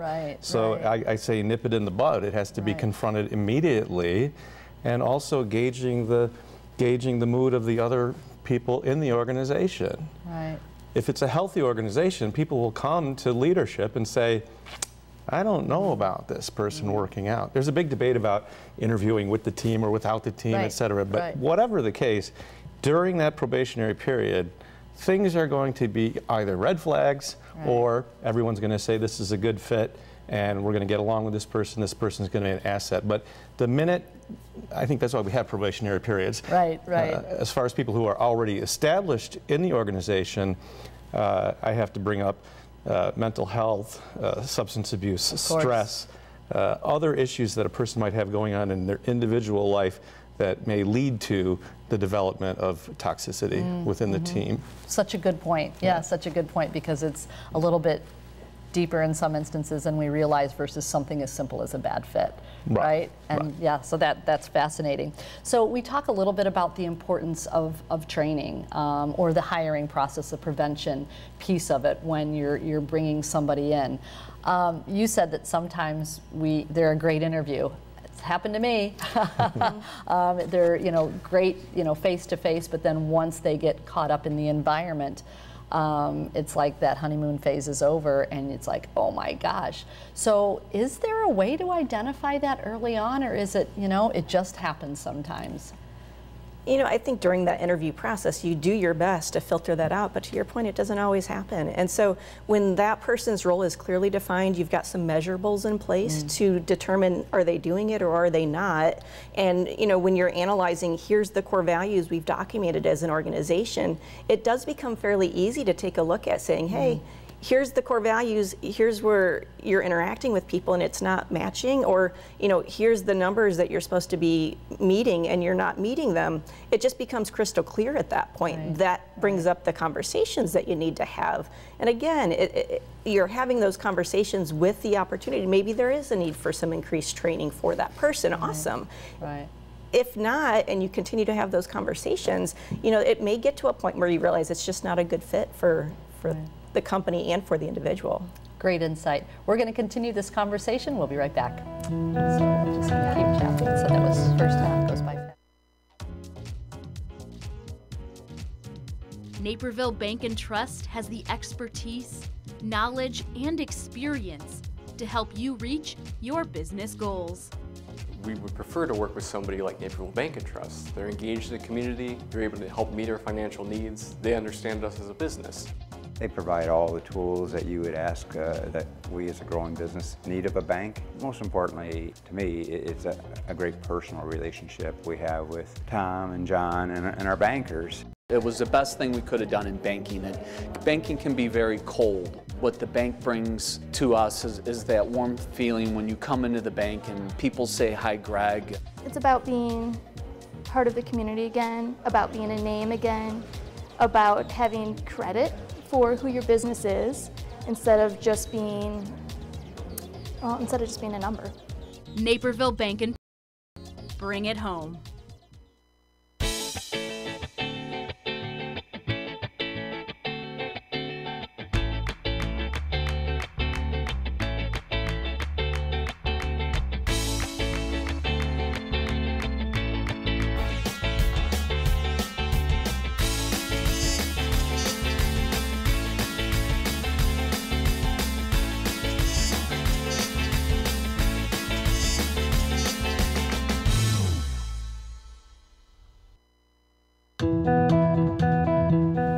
So we've talked a little bit about when you have that employee that doesn't fit. It's just not a culture fit, and that perhaps is the reason for the toxicity in your environment.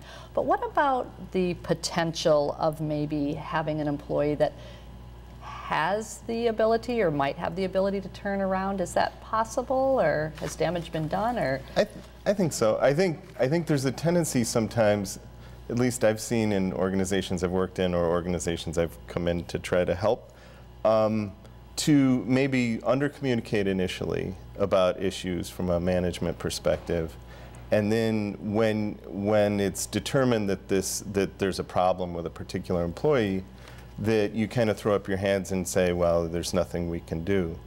And I've been involved in facilitations for like small organizations where everyone sort of submitted what they thought were the biggest issues with the department as far as how it was functioning.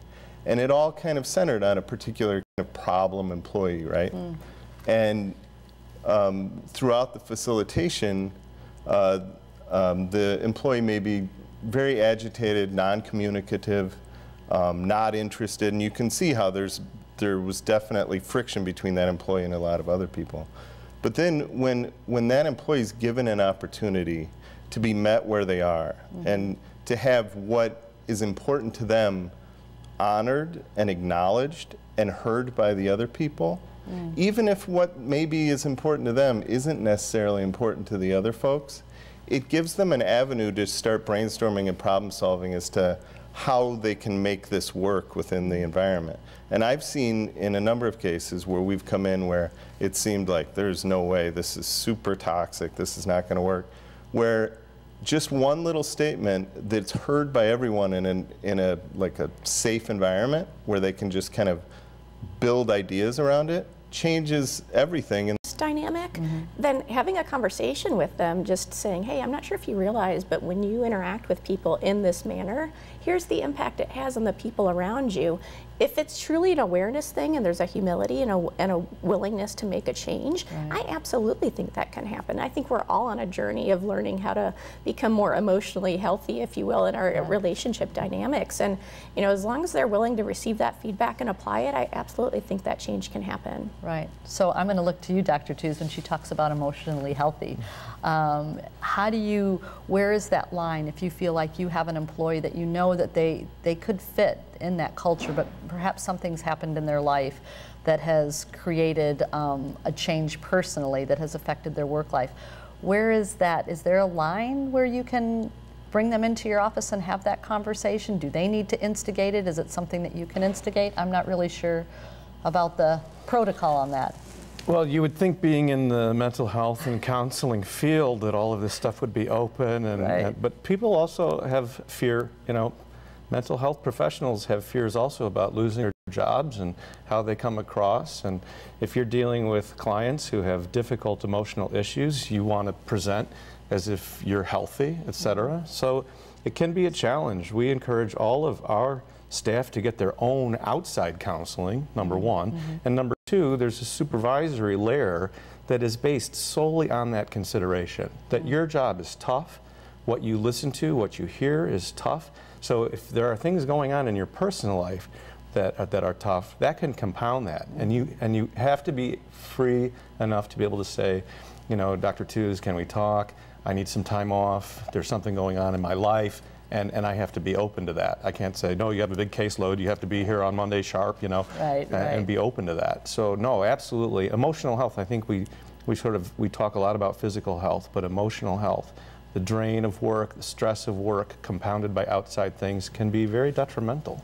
And not toxic, it's normal. Yes, well, and I think it goes back to leadership, being able to have those conversations because you trust your leadership, you trust the environment. But again, going back to what you said, Joe, is that sometimes people just don't know how to communicate, so when they're given a platform to have that discussion, it's like, that's what it was. It can really change things. So maybe this toxic environment isn't, to your point, there are just natural things that happen in a work environment. I think it's perhaps how we handle it. So what is a piece of advice or, I'll start with that, a piece of advice that you might give to someone who is in a management or leadership role that has identified some toxicity amongst their staff? What do you think is the first thing that they should do? I would say, you want to develop, and this is a long-term, I think, kind of a program, but you want to be able to engage your employees in a way where there's a transparency, where they have a level of trust with you, that they understand when you're communicating a particular thing, that there's not some sort of underlying motive that isn't at the surface. And then with that, engage and listen. It's a little bit cliched, but being open and engaged and listening to what your people want and need and are experiencing is good in the abstract, but it's difficult in person, and I think we all struggle with it at different points. But doing that effectively over the long term develops, I think, a relationship with your employees that allows them to communicate more honestly where they're at and creating that environment. And that's easier said than done, and it's a long-term project. But I think that is the best way to ensure that when problems arise, you know about them early, and you know them, I think, more holistically. Right. Nip it in the bud. Nip it in the bud. And I think, to your point, when you say what's the first step, when we recognize it, that means something's been going on long before we recognize it. So, it is a difficult process, and it's peeling back layers to get to the source and find out what's the underlying cause. But it needs to be addressed, and I believe solution-focused, positive. If it's a healthy organization, it can be addressed in a healthy way. Yeah, and I think it takes a level of humility and comfort at the management level to just go in more from a curious, inquisitive kind of vantage point and just saying, hey, if it's a group or if it's an individual, just, can you help me understand what's going on here? And then listen. And she looked at me and she said, don't even start with me. And I remember going, okay, all righty then. So I look at that and I'm hearing a message here, which is really great, that it really goes back to leadership. Because if there's a morale problem, I think, no, there's a leadership problem. Would you agree? I mean, I think my concern is that if you get one person that started this behavior and it becomes like a domino effect. Yeah. Yeah, and I think that's part of it is, the health of that leadership team, if it does happen in one situation, whether or not you deal with that one situation, it's symptomatic of the health of the leadership team. So when that surfaces and you have a conversation and you figure out what's going on, take necessary actions, when you don't address it and you ignore it, then it has the potential, because toxicity definitely has the ability to just kind of infiltrate the organization. Right. And the question from a leadership team standpoint is, are you going to allow that to happen? Or are you going to be proactive about addressing the root of what's actually causing it? So could we say that indifference could cause a toxic indifference when it comes to leadership, like turning a blind eye, that ignoring? Absolutely. If it's important to a team member, if it's important to an employee, then there's a reason for that. Mm-hmm. So if I think, well, that's not important, or deal with it, that's just the way it is, that's the way the culture is, that's a problem, and then I'm breeding toxicity, and then they learn, well, don't go to Dr. Two's because he doesn't really care. So yeah, it's important. Listening with care. Right. Not just hearing. Right, so. Yeah, that engaged listening, I think it's so important to have a vehicle for people in every level of the organization to be able to voice their concerns. Because if that vehicle's not there, those issues are going to surface. They're going to go on for a while before you finally see them. But if consistently they're talking with their manager, those issues are surfacing, then it's just a conversation to be able to go to the root of it and solve it, versus something that's been festering for 6 months, a year, or longer. Right. So do we think that culture really can create the great environment that we're all looking for, or can be the cause, a lack of culture can be the cause of a toxic environment? Yeah, I think culture is there whether you've chosen to define it or not. And so by not defining it, you're allowing things within that environment that you may or may not want. So I think being proactive as a leadership team and saying, hey, here's who we are, here's who we want to be, here's who we're going to bring into the organization, here's who we're going to manage, and when necessary, make decisions to have folks exit the organization if that's not a fit. And I think when you're passionate about what it is, it's going to attract other folks that share that passion. And that's when you get to the point when you've got a team of people that are passionate about what you're striving towards, it becomes more fun, more manageable. Ultimately, it's going to be more profitable. And those are great environments to work in. And that would be a non-toxic environment. Absolutely. Right? Absolutely. We could carry on this conversation for much longer, but I'd like to thank you all for being here with me today. Thank you for joining us for Inside the Chamber. We hope you found the information in today's program valuable. Please join us again for our monthly programs. Remember, when you're looking to shop or dine or seeking a service, think Chamber and visit naperville.net to support the Chamber of Commerce and the business community.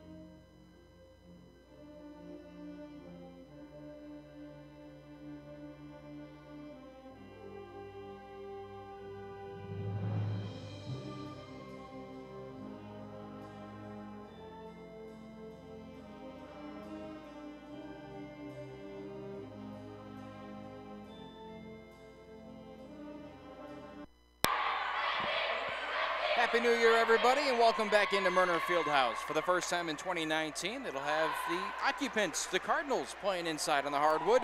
North Central hosting Carroll University this evening in a battle of women basketball teams. Welcome into the broadcast. Kevin Jackman alongside Zach Bucher on NCTV17. This Cardinal team has fallen on a bit of hard times. They've dropped 3 straight. They were on the road. Now they come home. They get a chance to try and get their rhythm back, trying to get this team back on track. And Zach, this is a very young team, and we've seen some very good guard play. It'll be a welcome sight to have Ty Howard back on the floor tonight, but her alongside Newsome, this combo is fantastic. Yeah, in the short amount of home games that the Cardinals have had so far this season, we've really got to enjoy how well they can play together. We've seen Newsome completely take over the game. We've seen Howard's speed just absolutely decimate teams. And you mentioned young teams. This Carroll team is extremely young. So we have good young players on the Cardinals, but it's going to be probably the vets on the Cardinals that need to step up here tonight. That includes Dimitrova and Walls, who cannot connect there and turned over on the first possession of the game. Of course, Newsome coming off a 27-point night. There was a loss to the Washington University Bears in Waverly, Iowa. The Cardinals games also lost to number 24 Wartburg by 30 points. But Newsome with about 14 points in about a 3-minute stretch at the end of that game to pull the Cardinals at least to within a few points. She's a prolific scorer. It's just an opportunity for her tonight against a similarly young squad in Carroll, who does not have a junior or senior on this team. Another turnover, and it's back to the Pioneers, who lead 2-0. Cardinals rushing things a little bit here early on, so they're going to have to avoid making any more turnovers. Otherwise, this game's going to get out of hand real fast. First 2 points belong to Alyssa Cruz, a freshman from West Allis, Wisconsin. Pioneers lead 2-0. And a offensive charge, Lindsey Brennan taking it, hitting the deck, and it'll be coming the other way. One of the storylines over the course really of this whole season, but especially early on, is trying to figure out what kind of coach Maggie Bax is. Next few years. Emily Majerus missing from 3. Now Walls pickpocketed, and she cannot get it back. Ending up with the basketball, Kayla Stefka. Into the lane, the floater knocked down. Alyssa Cruz with her second basket of the night, and her Pioneers once again lead. Ty Howard, you mentioned this off the top, blistering speed, almost blinding. Reminds you a lot of a former point guard, Mason Whipple, and just the way that she's able to use a little shake or so and create some space for herself or for a teammate, as the gimme layup is missed on the offensive end. That's Selena Schwantes. And now Lindsey Brennan buries the triple. And three-point shooting is actually something that the Cardinals have somewhat improved on this season comparative to last. I believe they shot around 23, anywhere from 23 to 27% last year, and this year hovering right around 30% so far. Brennan wants some more from the same wing, rattles it home. You talk about improved efficiency from deep. How about the fact that Brennan comes in, not a great shooter over the course of her first 2 years. She came into tonight at 42% from behind the arc, and that's only going to go up with those two